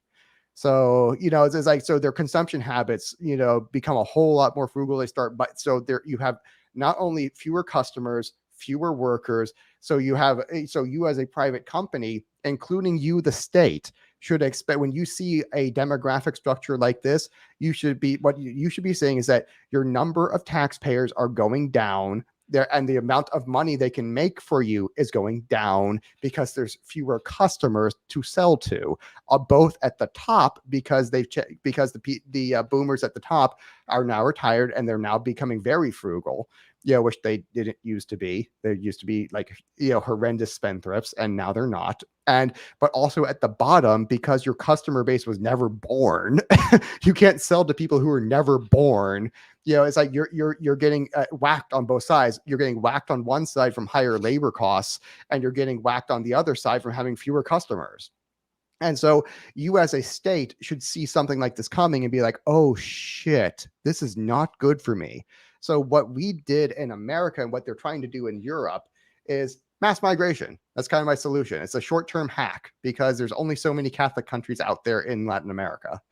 and so that's basically Europe has to go to the Muslims and import Muslims, which are, ooh, boy, it's like they have kids, but they're not exactly productive. And let us not let's complete the whole cycle too. And in part, it's again the creation of they create the problem for them to solve, right? Under this worldview that accepts of reality without limit.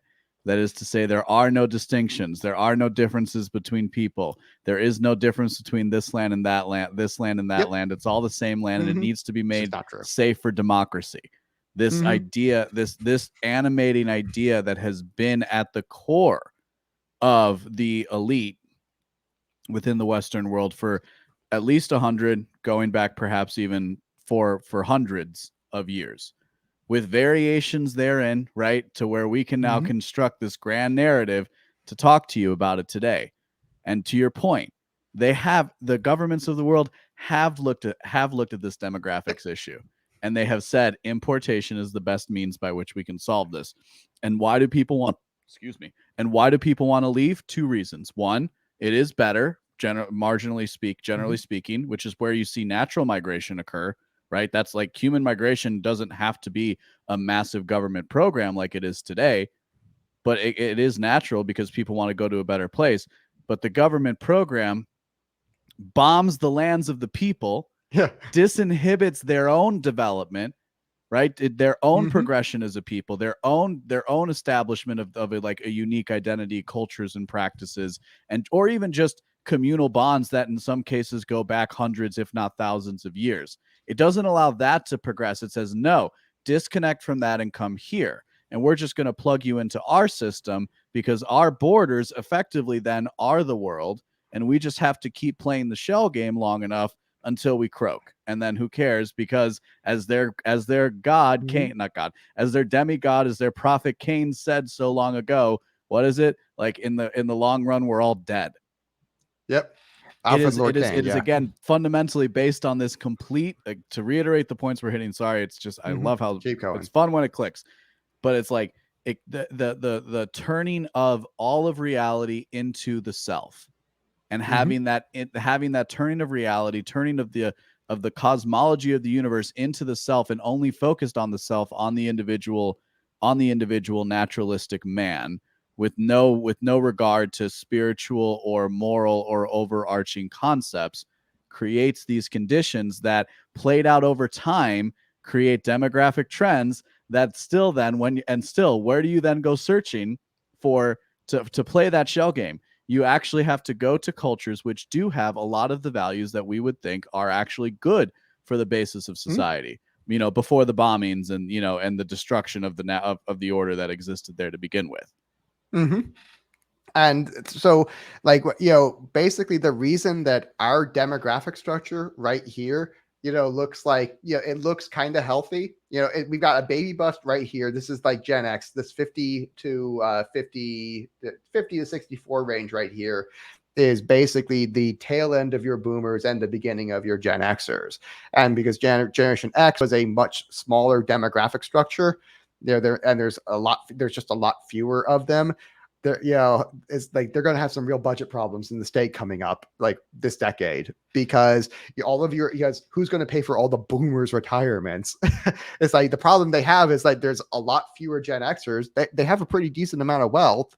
But the problem is that there's a lot fewer of them in the workforce because as they were coming up, they realized that, okay, so like the boomers really just wanted money. And so they all flooded into the workforce at the same exact time.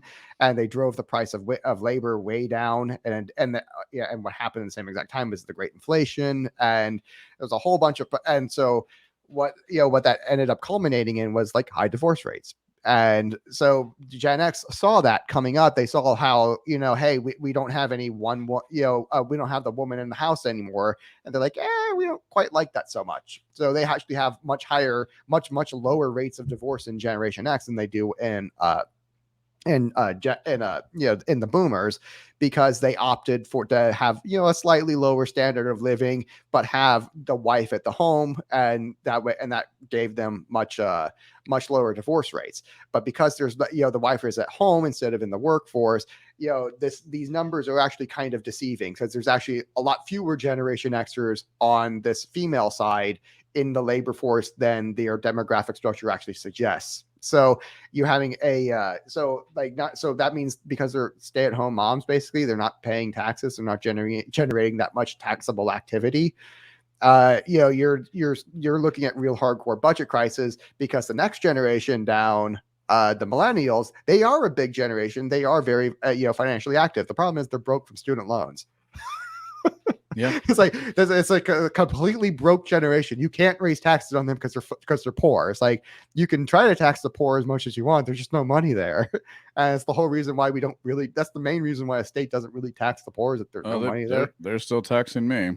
Oh yeah, they're still getting me. I'm not that poor though. But I had that. Yeah, I finally crossed over, and I just got another letter that I owe them $51.14 because that 14 cents is interest. Like, fuck you. It's like, I just hate it when they do that shit with me. It's like, you're just causing me trouble. This is also why, and you know, Twitter doesn't matter in some instances and is super important in others, but this is also where I really dislike our critics, is because no. I still hate my taxes. Yeah. All of my friends who all make good money, we have all commiserated and complained about the fact that we all have to pay our taxes. So don't you dare tell me, take that away from me, that I hate my. Oh, I believe me. Oh, yeah. I'm right there with you. Mm-hmm. And that, like, they accuse us of being like the statists and the fascists, and like who just like, you know, are just, you know, using libertarian apologetics for the state, or they accuse us of being regime libertarians. Like, fuck you. You have no clue what you're talking about. And I know I shouldn't be cussing on a Catholic podcast, but they deserve it. So the idea right here is like, you know, the only thing that's really kept us stable is that we have Mexico right on our southern border, and we're able to import, like millions and millions of, you know, really, really young demographically young Hispanic people from Catholic countries who can actually know how to produce them. And so that's the only thing and who have the culture and work ethic around it to help support a population as well. That's like, you know, that's the other, like, this is, I'm sorry, these are maybe some of my hobby horses, but they matter to me, because like, I'm not Mexican, but it is where my family went for a little bit, you know, before they came to America. And growing up in the US, being like, you know, having like Spanish inclinations, you kind of naturally pick up a lot of Mexican culture and music and stuff like that. And it is like, and even if you go to Mexico, like it's a beautiful country. It's a great people. It's, you know, and it's yeah. And it's also one of the reasons why from a young age, I knew that the Democrats were lying, that the left were liars, because I know you know, and look at how many prominent names have some sort of Hispanic, although I despise the term, you know, bent to it in any organization, and on the right and the left. And we're seeing it more and more on the right and with Republicans. And that's, again, what's so exciting about the political, like what the next decade of politics looks like. It's a right-wing decade coming up.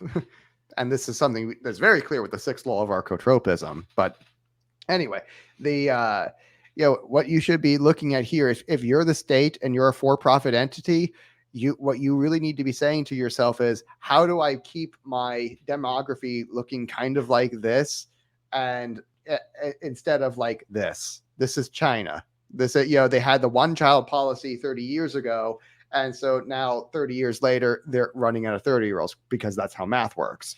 And you know, it's like they're literally never born. So now what they're seeing is like a 7-fold increase in the cost of labor, and while the efficiency of that labor has only increased like 2-fold. Well, and so, I mean, just looking at it too, because just knowing about like the 1 or 2 child policy, and I'm having, you know, it's kind of in the middle where my camera is, so I got to look over. I'm surprised that the male to female ratio is those numbers can't be right. Yeah, basically, you know, what their most recent census data came out saying was that they've overcounted their population by about 100 million. That just like came out like last year. Like, oops. So actually, their highest population was in like 2003, 2005, like early 2000s, somewhere, and they've been declining in population ever since. And so what that means is that basically you're talking about, you know, roughly around here, this side was basically never born. And because this is the side that does the birthing, right? That's because there was a selection bias against girls in many areas as well. To the tune of about 40 million girls. There's about 40 million more boys than girls. So you think dating is hard here in America? Imagine you have an extra 40 million men your age to compete with. Right, and that doesn't bode well for China's. Just again, when we're analyzing things at the demographic at the population level, you can see trends coming throughout history, and you know that if you have a bunch of young unmarried men, China's got 2 choices: pump them full of opium, or, you know, uprising. Yeah, basically, this is, like, especially like when these young men no longer have jobs. Because remember what we said earlier about, you know, this is what, you know, this big thing right here of all of the Chinese boomers going into retirement, you know, and them taking up the pension resources, and, you know, that, you know, you're losing customers, and your cost of workers is going up, so your profits are all going down, and so you need less workers to service all of those. Your much smaller customer base. So now you have a problem where you have a whole bunch of, you know, millions and millions of young, sexless, unmarried men with nothing to lose, and they don't have to wake up for work in the morning. It's like, this is the sort of situation where young men, they get up and they go on long walks, which is terrifying to the CCP, because that's how they got their jobs. And so they on the long march, you know, of Mao. And so basically they're like, you know, this is why China's like freaking out. This is why they spend twice as much on security as they do on their military and on internal security. Again, this has, you know, and you add like the fact they're a state atheist on top of it. This is state enforced atheism. There is no real morality there, and they've been teaching everybody that for like, you know, what, since like the 40s, basically. It's that there's no such thing as God. There's no such thing as morality. It's just the Communist Party, and this is the environment you created. Oh boy, we're looking for at some fireworks here, with China, who invented fireworks, by the way. Good for them. And yeah, we're looking at some fireworks there in the next few decades. This is exactly, as if you're a private state, this is exactly what you do not want to ever happen. So you want to be, keeping your demography very, very stable. You want it to look like America, not like this. God help you. You don't want it to look like Europe. This is basically Europe. Yes, it's the developed world demography without the U.S. in it at around 2030 is what the projection looks like, and they're screwed. This is this is what decades and decades of bad profits look like, because it's not just that. Okay, let's assume you have fixed everything tomorrow with these guys fixed everything tomorrow with their demography. You're still looking at and to the point where okay, your birth rate somehow skyrocketed from being less than 1 per woman to 3 per woman, which is or at least 2.1 or something like that. So you're at least at population replacement rate. Okay, what you're talking about is it's going to take another 20 years for those kids to really enter the workforce. It's that's the problem is that, this isn't just a few years of bad profits. This is decades of bad profits before before the problem can even begin to be solved. So you as a state, if you let your birth rate decline by not properly implementing Roman Catholicism in your population, you are looking at easily 2 to 3 decades of bad profits, and your shareholders are not going to like that. Your shareholders are going to fire you, because that's the incentive. If you are here to maximize profit as the state, you need to be hardcore enforcing, not just any kind of Catholicism, not what the German bishops are doing, because they're a bunch of morons, and who are saying, oh yeah, gay, homosexuality, all that stuff that doesn't produce kids. That's a real problem for the state. They're not going to like that at all, and they're going to be all right, you guys, they're going to lean on the state to excommunicate those bastards, and or perhaps bring them into better practice of orthodoxy. And so the state, because the state wants to make a profit, that's and they will get fired by their shareholders if they do not make a profit. So if they're going around implementing all of these bad liberal ideas that encourage selfishness, which encourages being selfish and encourages me not having kids because I'm selfish and it's all about me, that's bad for the state. That's bad for the profits. They don't like that. And, their shareholders are going to be insistent upon them maximizing profits. So in a very, counterintuitive way, yeah, it's actually, unironically, capitalism kind of is the solution here. That if the Catholic Church really wants to see its ideas put forward, they need to be encouraging a lot more, private statecraft, not just free market capitalism. They need private statecraft, because that kind of completes the circuit. Private statecraft is what gets you, this maximum profit. This is what gets, this sort of idea is what, this is what's actually going to create the civilization that we kind of want to see as Catholics.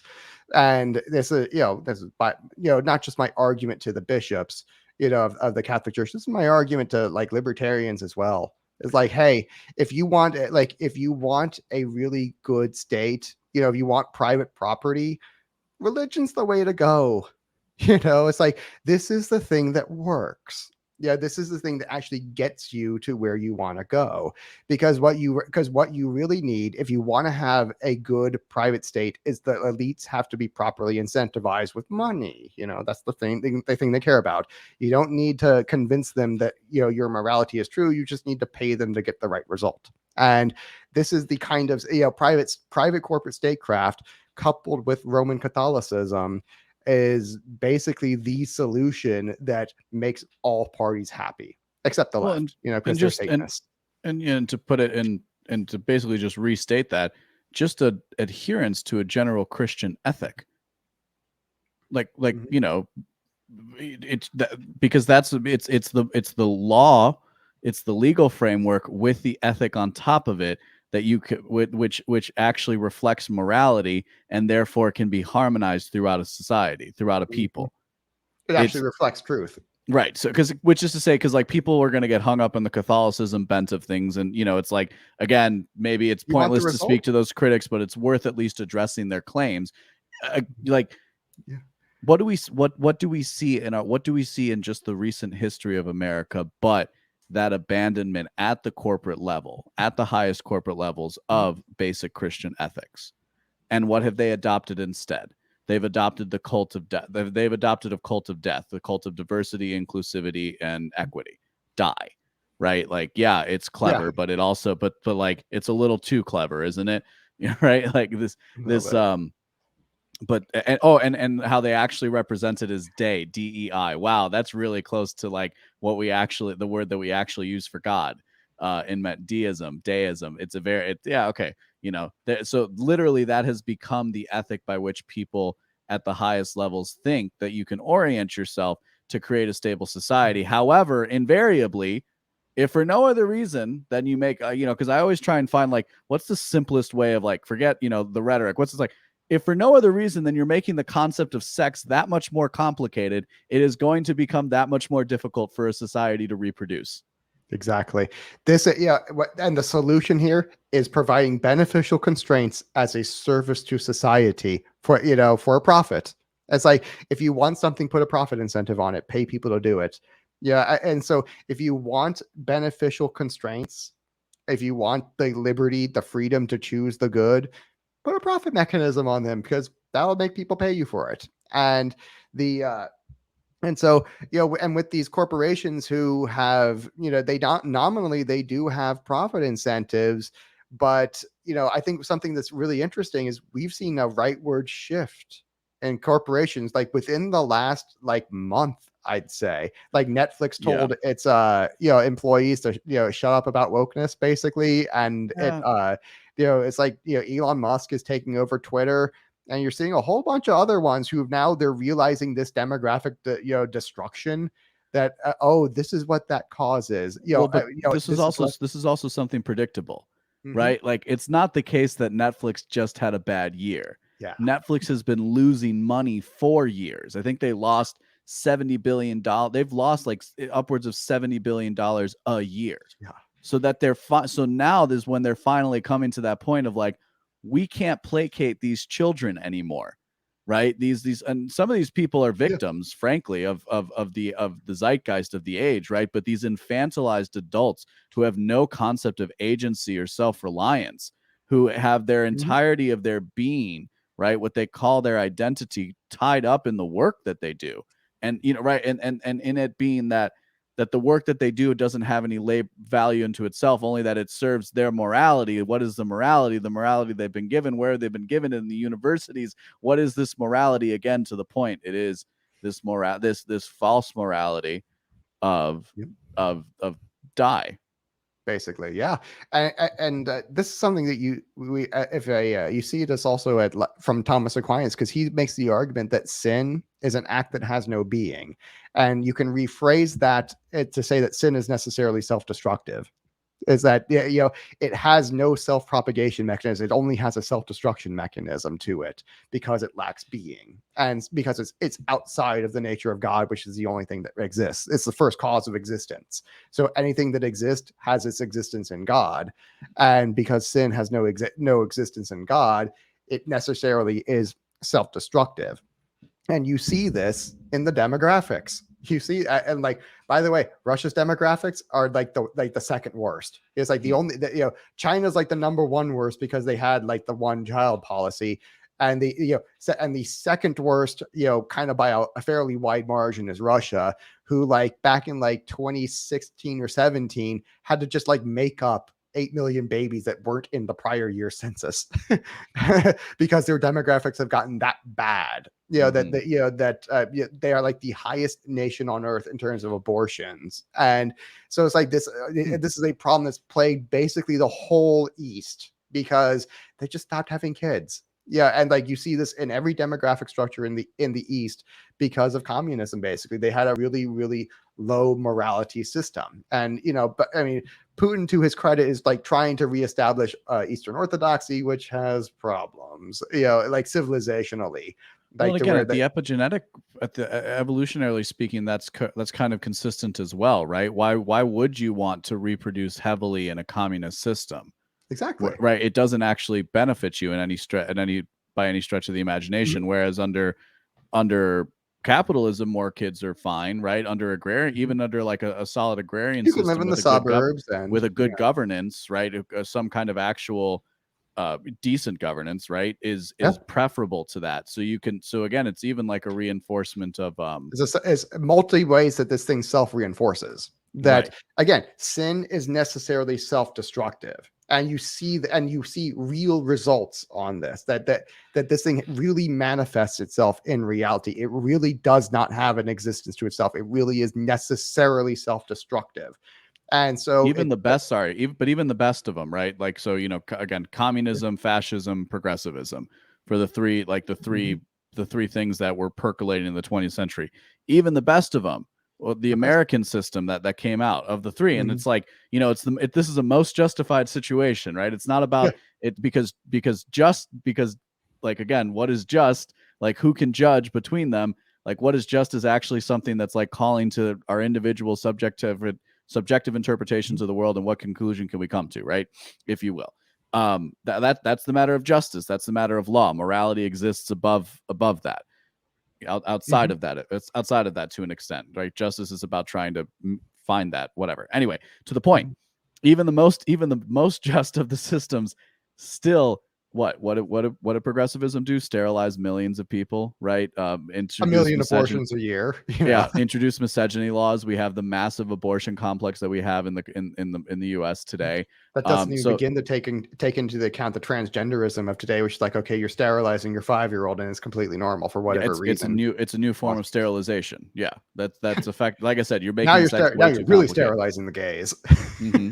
It's funny how sometimes they it's like, there's that old thing that every now and then progressives will accidentally reinvent conventional morality, like where they say that, all right, well, if I can't abort my kid, then I'm not fornicating anymore. It's like, good. Yeah, Well, yeah, good job. or in like another way, like the affirmative consent, like the consent Mhm. ad absurdum, right? Yeah. The idea, like, can I hold your hand? Instead of like just going for a handhold, and that being, like it Mhm. tries to reestablish a more traditional sense of morality as well. But but the talk of that and sterility brought me back to a question that I kind of wanted to ask before, not necessarily as an objection, but as an observation that could be brought up as an objection, which is like, okay, you know, us two guys on the internet are analyzing this, are looking at this data, like doing basic predictions. The best minds, not the best minds, but the most connected minds in the world have also looked at this data. Why is it the case then that the culture du jour, if you will, promotes sterilization and promotes having less kids, if what you're saying is accurate? I might have an answer to that, but I'm curious what your answer would be. Ask the question one more time. Why is the So ask, let's, so if we're correct that you want a society that is stably producing more offspring so that you have a better demographic shape, if you will, right? Mhm. Why is it then that something like the population bomb has Mhm. been part of the culture of the elite going back 30 years? And if you look back farther, sterilization has still been a part of that as Easy, well. because that their structure of the state doesn't really care about making a profit. That's the problem with a republic, is that you are definitionally saying that nobody owns this thing. This is something that all of us have a right to. It's public property. You get the tragedy of the commons, and the tragedy of commons being that the state kind of eats itself to death because it's public property. No one takes care of it, and no one tries to better it, and it just turns into a disaster. And you make the streets public property, and streets and sidewalks public property in San Francisco, and what happens? You have homeless bums living door to door, basically up and down the streets, and because nobody owns it, nobody can exclude anybody. Nobody has a proper incentive to really take care of these things. And when you have that as the model of how you're going to run your government, like, yeah, they're not going to care at all about about whether society does well or not. And you see this is why every single republic in human history has about a lifespan of less than 300 years, and the average life expectancy is like around 200 years, less than that a lot of times, because they just eat themselves to death. They fight themselves to death. They have way more wars, with republics than you do with monarchies, which is because I mean, if you think of like Rome, in their first 230 years, they had 26 civil wars. That doesn't count the external wars. That's just the civil wars in Rome. Our founding fathers were smart enough that they understood that, oh, hey, democracy, and by which they meant republics, by the way. They weren't just talking about, regular, like, direct democracy. They were not just talking about that. They were talking about republics too. And because they had looked into Rome and they understood that, and they've had plenty of republics around the years that have the exact same qualities, to where, some guy wants to run on robbing the other guy. It's like, I'm going to rob the 49% if you elect me.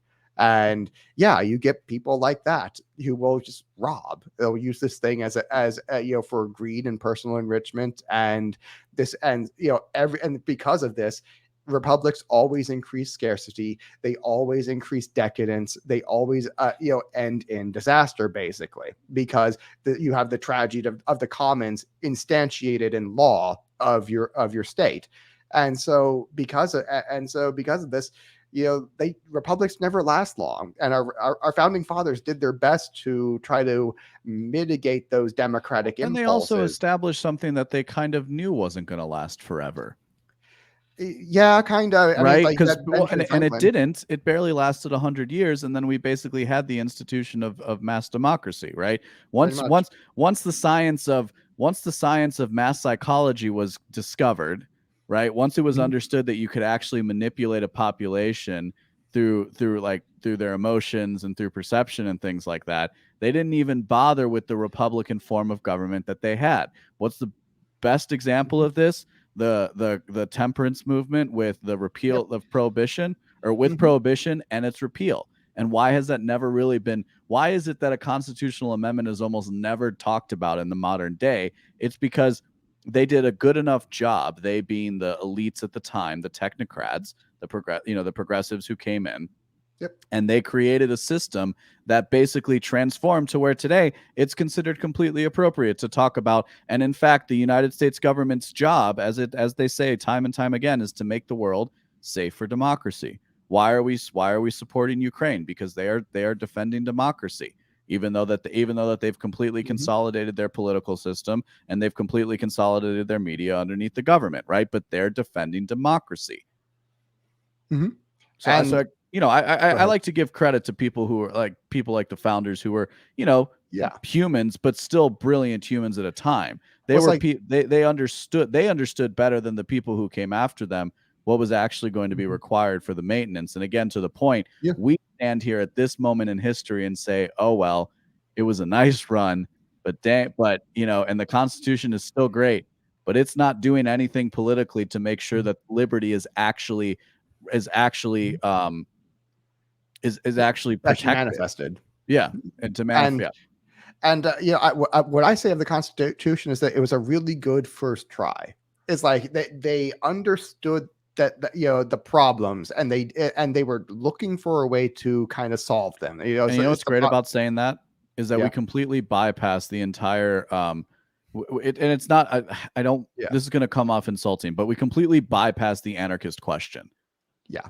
And it's a far more and if for nothing else than an exercise of American pragmatism, that might just be the patriot in me, and I don't really care who hears that anymore. But just in an effort of that, it's like a really good first try. What can we do now? What are we going to do now to actually propel this even further, to create an even more stable society where people can actually reach a state of liberty? And because the American right, who's like the defenders of the Constitution, they just watched in 2020 as the election got stolen in broad daylight, and they were gaslit for years and called racist and thrown in jail, all that stuff. It's like not even given the same due of the opposing side who have contested every single election that they have lost. As like, and this one was like clearly stolen in broad daylight. So it's like, all right, the Constitution, this is really just a power projection game. And the right has kind of come to this realization now, all right, the Constitution's dead. Basically this thing, it was a nice while it lasted. It was a good first try, and there's no real going back to it. So what do we do now? Because the last thing we tried didn't work. And just, saying that, oh, we should just go back to our principles and try it. Well, they didn't work. Your principles didn't work. And this idea of the Constitution, it was a good attempt. We need something new now. How about private statecraft? How about we treat this thing like a private company? And because, I mean, literally you have people, conservatives who run on that exact line everywhere. I am a successful businessman and I will fix this problem. And it's like literally no company ever runs itself the way the US Constitution runs the government.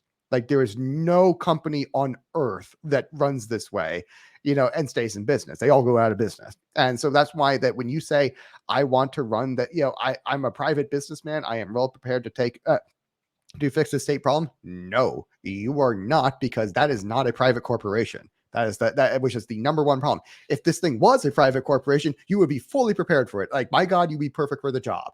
You, Mr. Successful conservative businessman who, ran a successful business for 20 years and knows how to make a company, turn a profit.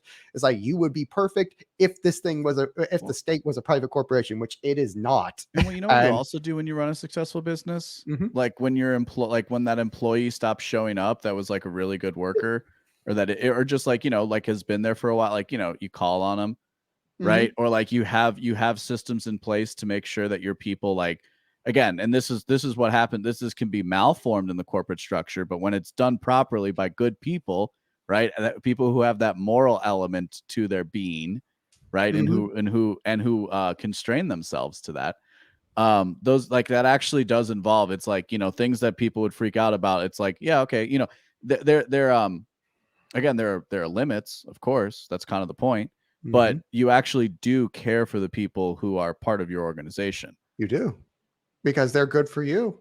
It's good for you to be good to them. That's the beauty of corporations, is that their incentive structure is, created in such a way that it mimics the Trinity. It mimics the Holy Trinity in the Catholic sense, to where we believe that, these persons of the Trinity all love each other and they treat each other, with perfect actions. Well, right, And and this so, basic praxeological Austrian insight of that when you get profit, you're actually, doing something under right. the right conditions, you're providing a social good. Whether that's you Exactly. as the entrepreneur of one, right? Like the whole idea of, like, if my wages or my profit, if you will, are for the value that I provide to an organization for the product that I create. But what's actually happening is you got to work. And what's the problem with work is work kind of stinks. So that's where you need that incentive to actually go out and exchange something, to actually go out and achieve something.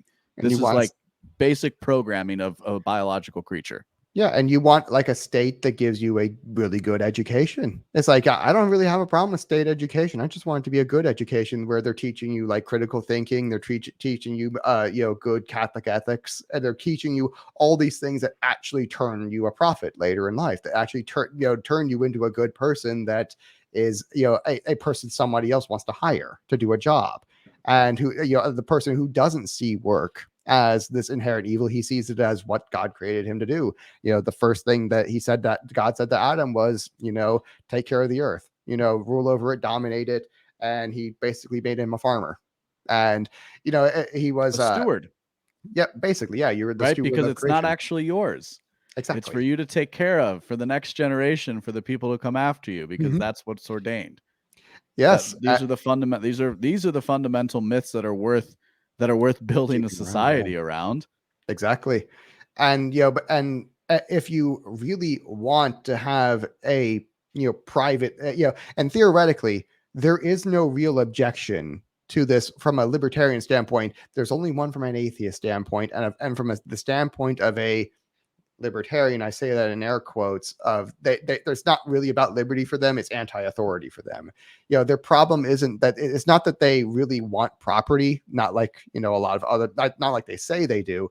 The problem is they don't want authority, or they just want to be that for themselves in the classical liberal sense. And and this is like the main divide between like left libertarians and right libertarians, is that the right libertarians, there's like, oh no, we do want authority, we just want it to be proper authority and legitimate authority. And the left libertarians are marked by the fact that they either say that and really don't mean it, and their actions show that, and their reactions really show that, or they just explicitly reject this idea of legitimate authority. And most of the time they do. And so like the right libertarians, who are like the Hoppians and say, yeah, we just want legitimate authority, that's the kind of person that, if there really is no good art there. If you're saying that this is libertarianism is about property, if you're saying that liberalism is about liberty, it's like there really is no good argument against privatizing this stuff. At least there's no good faith argument against it. And so if you're opposed to just Catholicism, well, I mean, that's not your property. It's somebody else's property, and you just don't have to live there. And you could just not do that on your property and see how well that goes, because it's going to go about like this. This is what that structure is going to look like. And your descendants will just be bought out by our descendants. Because like I don't have to force you. I'm just going to buy you out, and it's going to work for me. And so and I'm just going to enforce the rules on my property. It's just that I'm going to enforce profitable rules that give me that power to just buy you out, or buy out your descendants, who are going to be substantially fewer in number. And because of that, it's like who's going to win, in the long run? The Catholics. And and if you are truly a libertarian, you'll be okay with that, because hey, it's private property.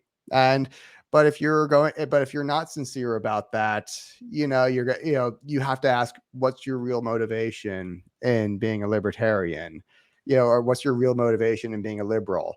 And I think what a lot of liberals and libertarians are really going to discover about themselves, if they're being honest with themselves, is that the problem isn't that they really want authority. The problem isn't that they really want liberty. The problem is that they reject authority, and they reject legitimate authority too.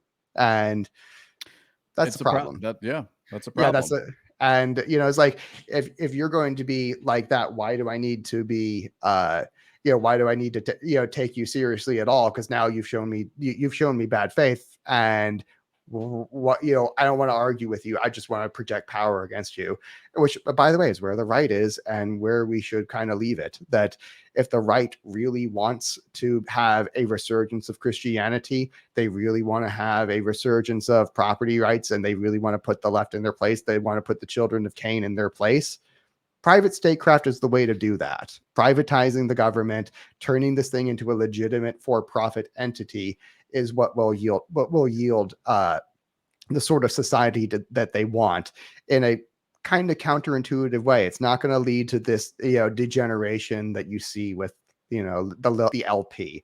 It would do literally the opposite. Well, and this is like just another point to our critics, and this is again, this is often lost in the Twitter rhetoric, but that's kind of why you have to listen, and that's why probably we should do clips more, because it's tough, but but to make this point is, we're painting a nice, we're noticing trends, right? Trends don't predict the future, they indicate the future.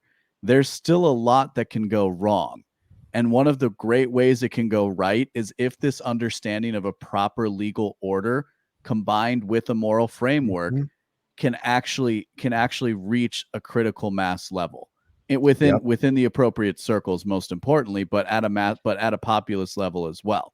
And this is the danger, by the way, again, speaking directly to our critics in the LP, this is the danger of the closed loop of the liberty movement. And again, and people know exactly what I'm speaking to when I say this. It's because we're not including the Tim Pools in this. This is the closed loop of the libertarian podcasting conglomerate that has like created this movement of tens of thousands of people, right? It's that in particular, that closed loop. If that closed loop doesn't interface properly with these trend lines on the political right, that political right could go a completely wrong way, because it's not because, again, to the point, there have been bad instances of this in the past, usually around the rejection of religion. So, like, we kind of got that going for us in America. But even so, we've started by talking about precisely that. Even within Catholicism, there is an anti-market bias or an anti-capitalism bias within certain schools. So it's not even guaranteed underneath a Christian framework that you can have this right mix, this second shot at achieving human liberty. Exactly. I think we should go ahead and cut it there. Have a nice night. Oh, plugs. Yeah. If you want to find me, go to beenawake.com, subscribe with your email address, please and thank you. And if you could support this show at the link in the description, subscribestar.com/popular-liberty. This helps me, fund the show and keep it going. If you also want to help, turn the state private, that seems like a monumental task to you. We have ways to do that. This is not impossible. You can support, my super PAC at misisgup.org/donate. Monthly subscriptions help us most. And, any amount, $1, $2, $3 a month, it makes a big difference, because this is a cheaper, better, faster strategy that, again, because this is in the interests of the elites, all I really have to do is sell them on making money, which is something they kind of already want to do anyway. And so, it's really a simple argument to make to them. I don't have to fight them. I don't have to, say, oh, I'm going to take all your power away from you. It's like, no, I'm actually going to give you quite a lot more power. See, it's not, I'm not decentralizing the power structure. If anything, I'm centralizing it quite a lot. And so when I'm, basically arguing with them that they should take more power and more money for themselves and make more profits, whether they earned it really or not. And if they just turn this thing into a private company, yeah, I think I can make that argument pretty easily. I think they'll go for it.